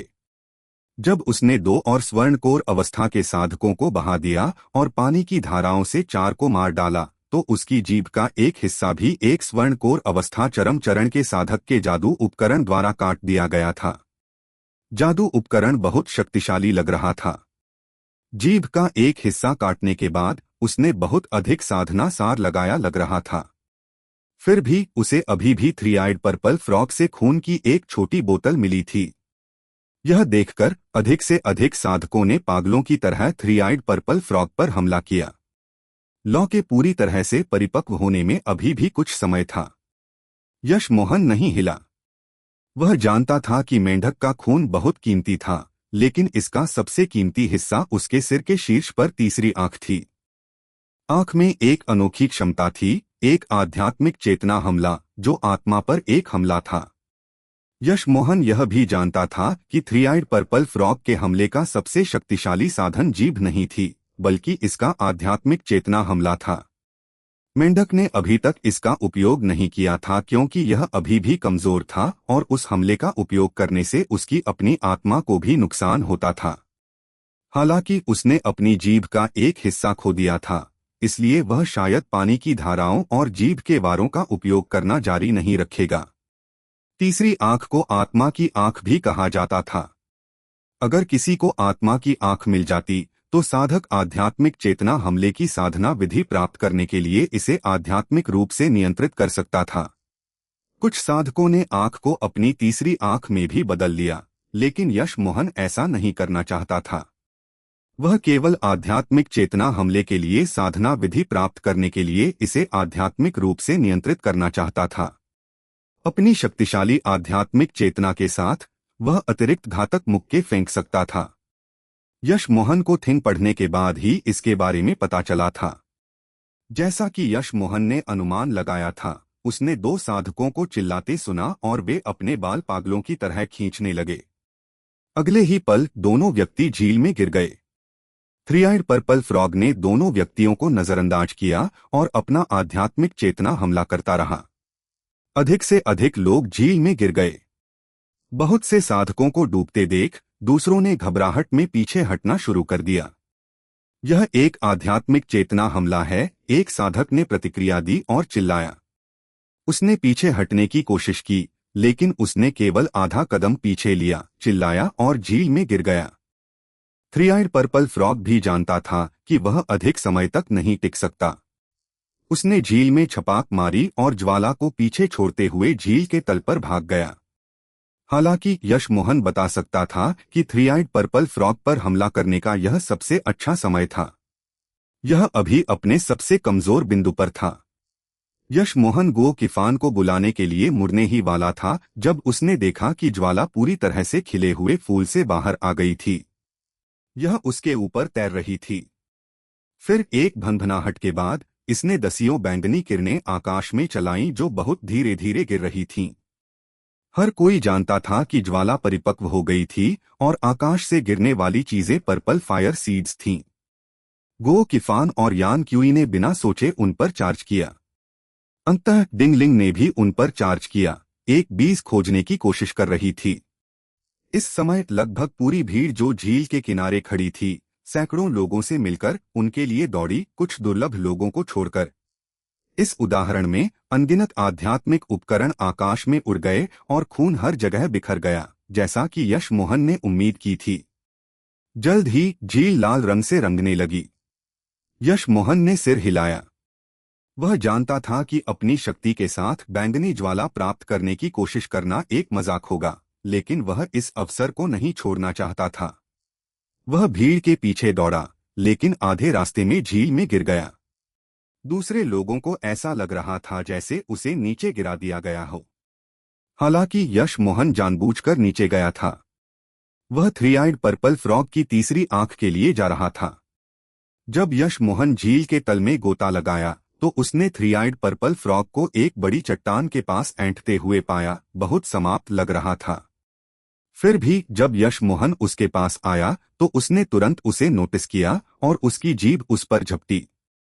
यश मोहन बता सकता था कि थ्री आइड पर्पल फ्रॉग ने अपनी लगभग सारी शक्ति का उपयोग कर लिया था, लेकिन यह अभी भी उसकी स्वर्णकोर अवस्था स्तर 1 की शक्ति से बहुत अधिक मजबूत था। अगर वह सावधान नहीं था तो वह मर सकता था। इसलिए उसी समय जब यश मोहन ने जीजू को छोड़ा, उसने शैडोलेस को भी छोड़ दिया। तुरंत जीजू ने अनगिनत बैंगनी तलवार किरणें चलाईं जो भंवर बनाती थीं, विशाल जीभ को रोकती थीं। किरणों की विशाल मात्रा जीभ पर टकराई, जिससे गहरे घाव हो गए। थ्री आइड पर्पल फ्रॉग क्रोध से चिल्लाया। उसने यश मोहन पर 2 पानी की धाराएं चलाईं, जबकि उसकी जीभ फिर से झपटी। इस बार यश मोहन ने तलवार किरणों का उपयोग नहीं किया। उसने बस अपना सारा साधना सार इकट्ठा किया और विशाल जीभ पर वार किया। खून की एक धारा झील के पार बिखर गई। उसने पहले से घायल जीभ पर एक घाव बना दिया था। थ्री आइड पर्पल फ्रॉग ने दहाड़ा और यश मोहन ने अपने शरीर को ठंडा महसूस किया। उसे एहसास हुआ कि यह आत्मा का हमला था। यश मोहन जानता था कि उसकी आध्यात्मिक चेतना स्वर्णकोर अवस्था उच्च चरण के स्तर पर थी, लेकिन उसने नहीं सोचा था कि वह थ्री आइड पर्पल फ्रॉग के आध्यात्मिक चेतना हमले का सामना कर सकता है।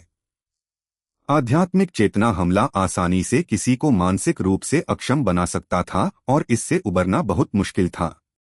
यही कारण था कि साधना क्षेत्र में आध्यात्मिक चेतना पुनर्प्राप्ति गोलियां इतनी दुर्लभ थीं।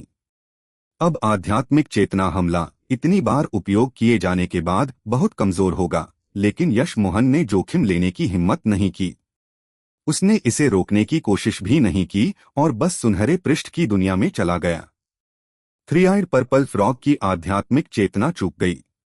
एक स्तर 6 के आध्यात्मिक जानवर के पास पहले से ही कुछ बुद्धि थी। यश मोहन का अचानक गायब होना उसे खतरे का एहसास कराया। जब उसने प्रतिक्रिया दी तो व्यक्ति उसके सामने फिर से प्रकट हुआ। इस बार थ्री आइड पर्पल फ्रॉग सच में डर गया था। उसकी आध्यात्मिक चेतना ने खुद को घायल कर लिया था। यश मोहन ने फिर से जीजू से वार किया। उसका इसे मारने का इरादा नहीं था, यह बहुत मुश्किल होता।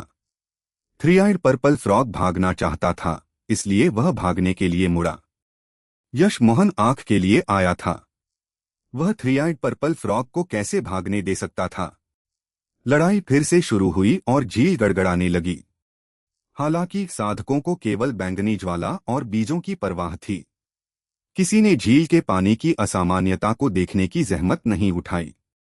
यश मोहन ने शैडोलेस को थ्री आइड पर्पल फ्रॉग के अंदर घुसने का आदेश दिया, जबकि उसने थ्री आइड पर्पल फ्रॉग के सिर पर हमला किया। चैप्टर 939 अनजाने में। शैडोलेस ने घात लगाते ही थ्री आइड पर्पल फ्रॉग का ध्यान भटक गया, लेकिन यह केवल एक पल के लिए था, क्योंकि इसने जल्दी से शैडोलेस को बाहर निकाल दिया। लेकिन समय की वह संक्षिप्त खिड़की यश मोहन के लिए पर्याप्त थी। जीजू ने पहले ही थ्री आइड पर्पल फ्रॉग के सिर के शीर्ष पर आंख पर वार कर दिया था।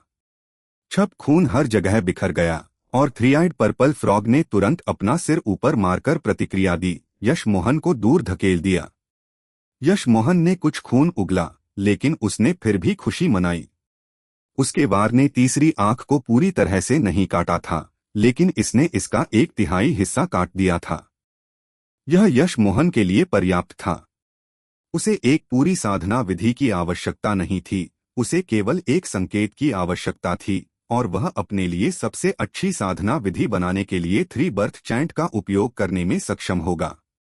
यश मोहन ने तुरंत एक जेड बॉक्स निकाला, आंख के उस 1/3 हिस्से के पास उड़ गया और उसे दूर रख दिया। थ्री आइड पर्पल फ्रॉग अपनी तीसरी आंख का 1/3 खोने पर क्रोधित था, लेकिन उसने यश मोहन के साथ परेशानी ढूंढने की हिम्मत नहीं की। उसने अपनी सबसे तेज गति का उपयोग करके जल्दी से झील के नीचे गायब हो गया।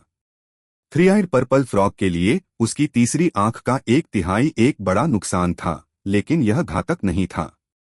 वह अभी भी साधना के माध्यम से आंख को पूरा कर सकता था। अभी अपनी जान बचाना सबसे महत्वपूर्ण था। जैसे ही यश मोहन खुश हुआ और झील के किनारे चढ़ने के लिए जल्दी करने की कोशिश की, उसी समय एक बैंगनी ज्वाला झील के तल में गिरी। साथ ही कुछ स्वर्णकोर अवस्था के साधक यश मोहन की आध्यात्मिक चेतना सीमा में दिखाई दिए। वे बिना हिचकिचाहट के नीचे आ रहे थे। Purple flower fire. Yash Mohan ने तुरंत अनुमान लगाया कि पर्पल फ्लावर फायर को उन साधकों द्वारा झील के तल में धकेल दिया गया होगा। यश मोहन ने शुरू में इसके लिए लड़ने का इरादा नहीं किया था, लेकिन अब जब यह उसके पास आ गई तो कोशिश न करने का कोई कारण नहीं था।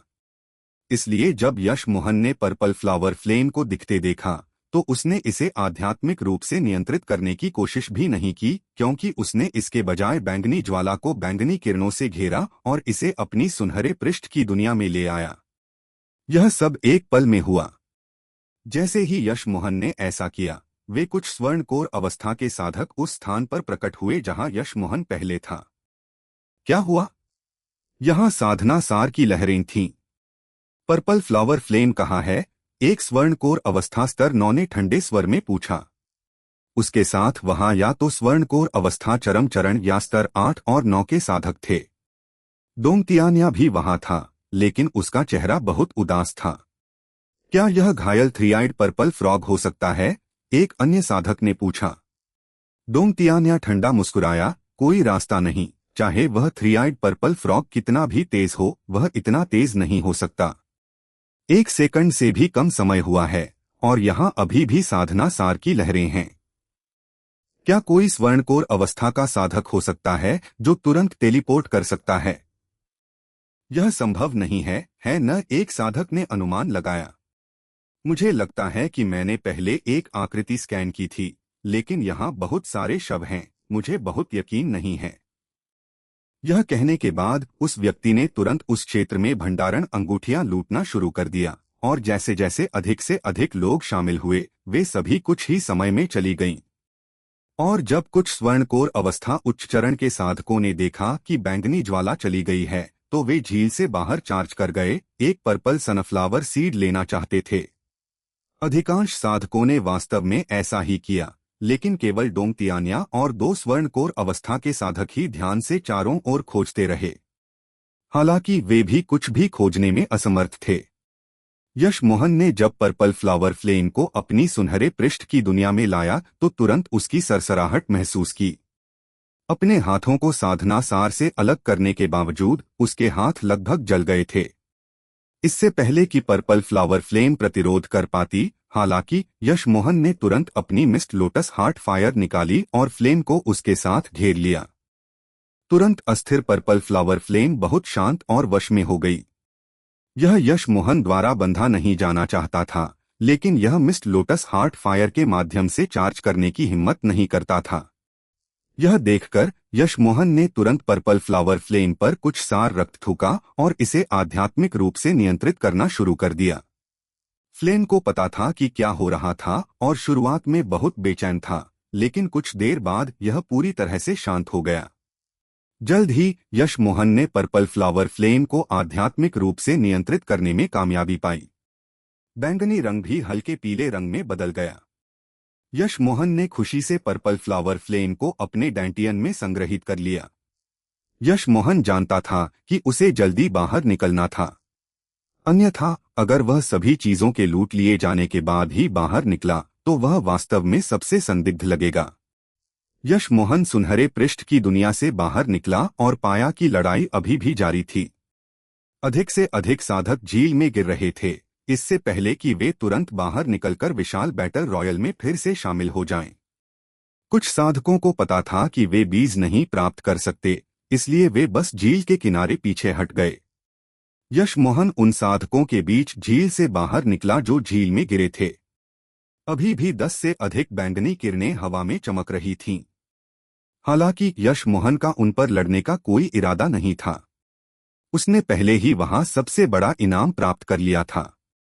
वह गो किफान और साथियों को बधाई देना और जाना चाहता था। गो किफान यान क्यूई के साथ था, लेकिन उन्हें पर्पल सनफ्लावर सीड नहीं मिला लग रहा था। फिर भी वे अभी भी 2 अन्य साधकों के साथ लड़ाई में उलझे हुए थे। यश मोहन उनकी मदद करने ही वाला था जब उसने देखा कि डिंगलिंग मारी जाने वाली थी।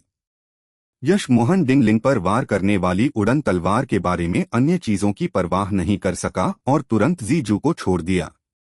शुरुआत में जब डिंगलिंग ने सभी पर्पल सनफ्लावर सीड्स को देखा तो वह एक मंत्रमुग्ध अवस्था में चार्ज कर गई थी। यह उसकी अवचेतन इच्छा थी।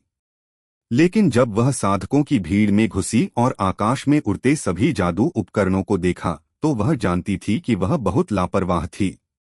उसे एहसास हुआ कि यह ऐसी चीज नहीं थी जिसमें वह शामिल हो सकती थी। लेकिन जब वह पीछे हटना चाहती थी, उसने देखा कि यान क्यूई ने किसी को नाराज कर दिया है और 2 साधकों द्वारा रोका जा रहा था। अपनी निराशा में उसने 2 स्वर्णकोर अवस्था के साधकों पर 2 रून फेंके और अस्थायी रूप से यान क्यूई को बचा लिया। हालांकि क्योंकि उसके रून ने एक स्वर्णकोर अवस्था स्तर 1 को घायल कर दिया और उस साधक ने देखा कि यह एक आधार स्थापना अवस्था चरम चरण की महिला थी जिसने उसे घायल किया, वह क्रोधित था और उसने डिंगलिंग को मारने के लिए अपनी उड़न तलवार भेजी। डिंगलिंग ने अपनी निराशा में केवल अपनी आंखें बंद कर सकती थी। वह जानती थी कि वह निश्चित रूप से मर गई है। फिर भी इस समय यश मोहन जो झील के तल से उठा था, उसने डिंगलिंग की स्थिति पर ध्यान दिया। यश मोहन ने एक पूरी ताकत वाले हमले का उपयोग किया। जीजू ने उस उड़न तलवार पर वार किया जब वह डिंगलिंग को भेदने वाली थी। क्रैक! उसकी तलवार ने उड़न तलवार को आधा काट दिया। यश मोहन ने तुरंत पीछा किया और डिंगलिंग को अपने पीछे खींच लिया। तुम मेरी उड़न तलवार को नुकसान पहुंचाने की हिम्मत करते हो? तुम मौत मांग रहे हो। वह स्वर्णकोर अवस्था स्तर 1 क्रोधित था। इस समय डिंगलिंग ने प्रतिक्रिया दी और अपनी आंखें खोली। उसने यश मोहन को अपने सामने खड़ा देखा और सब कुछ समझ गई। धन्यवाद भाई, ये उसने मुझे लगभग मार ही दिया था, डिंगलिंग ने डर से कहा। मेरा झील के किनारे इंतजार करो, मैं पहले उससे निपटूंगा। अचानक स्वर्णकोर अवस्था के प्रतिद्वंद्वी ने एक विशाल कैंची भेजी। इससे पहले कि वे यश मोहन के पास पहुंचते, वे अपने साथ एक भयानक हत्या की प्रवृत्ति लेकर आए। इतनी भयानक कैंची! यश मोहन ने देखा कि वे एक मध्य श्रेणी के आध्यात्मिक उपकरण थे। एकमात्र स्वर्णकोर अवस्था स्तर एक मध्य श्रेणी के आध्यात्मिक उपकरण का उपयोग कर सकता था, तो उसकी कोई साधारण उत्पत्ति नहीं थी। इन कैंचियों में इतनी उदास हत्या की प्रवृत्ति थी, किसे पता था कि उन्होंने कितने लोगों को मारा था। चैप्टर 940 शक्तिशाली कालाजाल। कैंची मजबूत थी, लेकिन उपयोगकर्ता बहुत कमजोर था। यश मोहन ने पहले ही illusion cloud essence binding strike चला दी थी। यश मोहन ने स्वर्णकोर अवस्था के साधक पर हमला नहीं किया, उसने बस विशाल कैंची पर चार्ज किया। स्वर्णकोर अवस्था स्तर 1 का साधक यश मोहन के समान अवस्था पर था, लेकिन उसका साधनासार और आध्यात्मिक चेतना बहुत कम थी। बस इस चाल से विशाल उदास कैंची यश मोहन द्वारा हवा में फेंक दी गई। उसी समय यश मोहन ने कैंची पकड़ी, उस पर आध्यात्मिक चेतना का निशान हटाया और उन्हें अपनी अंगूठी में फेंक दिया। स्वर्णकोर अवस्था के साधक का आध्यात्मिक चेतना निशान हटा दिया गया था, इसलिए उसकी आध्यात्मिक चेतना में चोट लगी। उसने तुरंत एक मुँहसार रक्त उगल दिया। उसका चेहरा अविश्वास से भरा था। प्रतिद्वंद्वी भी केवल एक स्वर्णकोर अवस्था स्तर 1 का साधक था। वह उसकी क्रोकोडाइल सोल सीजर्स को इतनी आसानी से कैसे ले सकता था? यश मोहन को परवाह नहीं थी। उसने फिर से जीजू से वार किया। इस स्वर्णकोर अवस्था स्तर 1 को आसानी से आधा काट दिया। तुम मुझे मारने की हिम्मत करते हो? स्वर्णकोर अवस्था के साधक ने अंततः प्रतिक्रिया दी। यश मोहन ने साधक की अंगूठी ली और उसे झील में मरने दिया। वह ठंडा मुस्कुरा रहा था। उस आदमी को वास्तव में श्रेष्ठता की भावना थी। वह उसे मारने वाला था जब उसने पूछा, तुम मुझे मारने की हिम्मत करते हो? भले ही स्वर्गीय सम्राट उसे मारने की कोशिश कर रहा हो, यश मोहन बस वहां खड़ा होकर कुछ नहीं करता। एक स्वर्णकोर अवस्था स्तर 1 के आदमी के खिलाफ तो बिल्कुल भी नहीं। स्वर्णकोर अवस्था स्तर 6 का साधक जो गुओ किफान के साथ लड़ रहा था, उसने यश मोहन को स्वर्णकोर अवस्था स्तर 1 के साधक को मारते देखा और तुरंत क्रोध से दहाड़ा। उसने गुओ किफान को छोड़ा और यश मोहन पर चार्ज किया। इससे पहले कि वह यश मोहन तक पहुंचता, उसने पहले ही अपनी छड़ी का जादू उपकरण वापस ले लिया था। घूमती साधनासार की एक चोट यश मोहन की छाती पर चार्ज हुई। जैसे ही वह यश मोहन के पास आया, घूमती साधनासार की ऊर्जा मजबूत और मजबूत होती गई। यश मोहन को ज्यादा महसूस नहीं हुआ, लेकिन डिंगलिंग पहले ही इस बल से पीछे धकेल दी गई थी। अंततः उसने महसूस किया कि उसके पास नदी के किनारे इंतजार करने और घबराहट से देखने के अलावा कोई विकल्प नहीं था। वह यश मोहन के लिए चिंतित होने लगी। यश मोहन हिला भी नहीं। जब छड़ी का जादू उपकरण उसके पास पहुंचा, उसने फिर से जीजू से वार किया और तुरंत घूमती ऊर्जा के दबाव को तोड़ दिया। यह स्वर्णकोर अवस्था स्तर 6 का साधक यह देखकर बहुत आश्चर्यचकित था कि उसके जादू उपकरण ने यश मोहन को कोई परेशानी नहीं दी थी। हालांकि उसे जल्द ही समझ आ गया कि यश मोहन कोई साधारण साधक नहीं था। उसका चेहरा ठंडा था क्योंकि उसने कुछ हाथ के संकेत बुने। छड़ी का जादू उपकरण हवा में विभाजित हो गया और अनगिनत काली किरणें अंदर से यश मोहन की ओर आईं। यशमोहन की अभिव्यक्ति गंभीर हो गई। वह बता सकता था कि ये काली किरणें उसका जहां भी जाएगी पीछा करेंगी। इस साधक ने गुओ किफान के साथ भी इस चाल का उपयोग नहीं किया था, लेकिन उसने तुरंत इसका उपयोग उस पर किया था। उसने अभी जिस स्वर्णकोर अवस्था स्तर 1 के साधक को मारा था वह साधारण नहीं रहा होगा। यशमोहन ने ऐसी काली किरणें पहले कभी नहीं देखी थीं, लेकिन उसे प्रतिक्रिया करने में ज्यादा समय नहीं लगा। उसने फिर से जीजू घुमाया। जैसे ही उसने इल्यूजन क्लाउड 61 विल स्ट्राइक फेंकी, जीजू ने जो तलवार किरणें चलाईं, उन्होंने अनगिनत काली किरणों को सटीक रूप से मारा। लेकिन इससे पहले कि यशमोहन राहत की सांस ले पाता, उसने पाया कि वे काली किरणें नष्ट नहीं हुई थीं। इसके बजाय वे विभाजित हो गई थीं और वे फिर से उस पर चार्ज कर रही थीं। हालांकि यशमोहन को तुरंत एहसास हुआ कि हालांकि अधिक काली किरणें थीं, वे बहुत कम खतरा पैदा करती थीं। इससे पहले कि यशमोहन बहुत अधिक सोच पाता, उसने तुरंत एक साधनासार अवरोध बनाया। काली किरणों ने अवरोध पर टक्कर लगाई और उसमें घुल गईं। फिर भी जल्द ही साधनासार अवरोध फट गया। यशमोहन हिल गया। वह भागना चाहता था। वह नहीं जानता था कि ये काली किरणें क्या थीं, लेकिन वे उसे घेर रही थीं और धीरे धीरे एक काला जाल बना रही थीं। यशमोहन दर्द में था। जाल और अधिक तंग होता जा रहा था। जल्द ही वह जाल से टुकड़ों में कट जाएगा। इतनी शक्तिशाली चीज। यशमोहन ने जीजू से काले जाल को भेदा। यशमोहन को जल्द ही एहसास हुआ कि हालांकि जीजू काले जाल को काट सकता था, यह फिर से जल्दी से जुड़ जाता था। कुछ क्षणों के बाद यशमोहन ने देखा कि उसके कपड़े फट रहे थे। जैसे ही काला जाल धीरे धीरे सिकुड़ा, वह गूदे में दब जाएगा। स्वर्णकोर अवस्था स्तर 6 के साधक ने यह देखा। उसके चेहरे पर एक घृणित ठंडी मुस्कान थी। उसने एक उड़न तलवार निकाली, लेकिन उसे नहीं छोड़ा। इसके बजाय उसने उसके साथ यशमोहन की बाहों पर चार्ज किया। उस समय यशमोहन स्वर्ग अग्नि को और नहीं छिपा सकता था। उसने मिस्ट लोटस हार्ट फायर को छोड़ दिया, जिसने उसके शरीर की सतह को ढक लिया। काला जाल तुरंत कुछ भी नहीं जला और हवा में केवल कुछ तीखी गंध रह गई। उसने पहले कभी ऐसा काला जाल नहीं देखा था।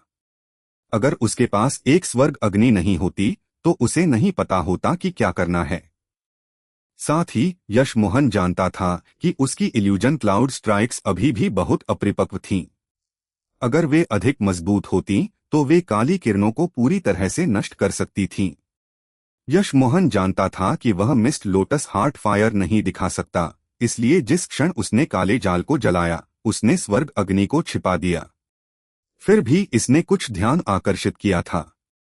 कुछ स्वर्णकोर अवस्था के साधकों ने यशमोहन को देखा, लेकिन जब उन्होंने देखा कि यह सिर्फ 2 स्वर्णकोर अवस्था के गुरु लड़ रहे थे, तो उन्होंने तुरंत रुचि खो दी। जिस क्षण काला जाल जला, स्वर्णकोर अवस्था स्तर 6 के साधक ने प्रतिक्रिया दी। उसने सदमे में यशमोहन की ओर इशारा किया। तुम्हारे पास एक स्वर्ग। यशमोहन उसे वाक्य समाप्त करने कैसे दे सकता था? यशमोहन ने पहले ही इल्यूजन क्लाउड व्हर्लपूल स्ट्राइक भेज दी थी, जिसने उसे कई टुकड़ों में काट दिया और झील में फेंक दिया। यशमोहन ने देखा कि छड़ी फिर से एक साधारण छड़ी बन गई थी। उसकी आध्यात्मिक चेतना ने छड़ी के अंदर स्कैन किया और उसे खाली पाया। वे काली किरणें शायद एकल उपयोग की चाल थीं। यशमोहन ने एक कोट पहना और गो किफान और यान क्यूई को उसे सदमे से देखते पाया। इस बीच यान क्यूई के साथ लड़ने वाला साधक जा चुका था। इस समय अंतिम बीज ले लिया गया था और जल्द ही लोगों ने लड़ना बंद कर दिया। वध का त्योहार समाप्त हो गया था। यशमोहन झील के किनारे उतरा, इसलिए गो किफान और यान क्यूई ने उसका पीछा किया। गो किफान यशमोहन के पास आया और उसे अपनी मुट्ठियों से सलाम किया। धन्यवाद भाई, ये मार्शल बहन डिंग को बचाने के लिए। अगर तुम्हारी कोई मांग है तो मैं। यशमोहन ने हाथ हिलाया और मुस्कुराया। यह कोई बड़ी बात नहीं है। इसके बारे में चिंता मत करो। हालांकि गो किफान ने चिंतित होकर कहा, भाई ये जिन 2 स्वर्णकोर अवस्था के साधकों को तुमने मारा, उनकी कोई साधारण उत्पत्ति नहीं है। वे 6 तारा अर्थ डेमन संप्रदाय से हैं। स्वर्णकोर अवस्था स्तर 6 के व्यक्ति को गुयिचेंग कहा जाता था और स्वर्णकोर अवस्था स्तर 1 के गुरु चाइकोंग संप्रदाय के होलो स्पिरिट अवस्था के बुजुर्ग के शिष्य थे। तुम्हें अब से सावधान रहने की जरूरत है। यश मोहन को बिल्कुल परवाह नहीं थी। वह साउथ पीस राज्य से नहीं था। इसके अलावा भले ही वह बाद में साउथ पीस राज्य गया, उसे नहीं लगता था कि वह अर्थ डेमन संप्रदाय के लोगों से मिलेगा। गो किफान ने देखा कि यश मोहन को परवाह नहीं थी और उसने जारी रखा, मुझे नहीं लगा था कि भाई ये डेमोनिक सोल बाइंडिंग रे से निपट सकते हैं। हालांकि तुम्हें सावधान रहने की जरूरत है। गुयिचेंग ने अभी सीखा था, इसलिए यह बहुत शक्तिशाली नहीं थी। इसका उपयोग केवल एक बार किया जा सकता है। लेकिन अगर तुम अर्थ डेमन संप्रदाय के उच्चस्तरीय साधकों से मिलते हो तो तुम्हें सावधान रहने की जरूरत है। उनकी डेमोनिक सोल बाइंडिंग रे घातक है। यह सुनकर यश मोहन ने भौहें चढ़ाई। अगर ऐसा था तो उसे वास्तव में सावधान रहने की जरूरत थी। तो दोस्तों, आज के चैप्टर्स यहीं समाप्त होते हैं। बहुत जल्द हम नए और रोमांचक चैप्टर्स के साथ फिर हाजिर होंगे। अगर आपने अभी तक चैनल को सब्सक्राइब और इस कहानी को शेयर नहीं किया है तो हो सकता है आप अगले चैप्टर्स मिस कर दें। आपके प्यार और सपोर्ट के लिए दिल से बहुत बहुत धन्यवाद।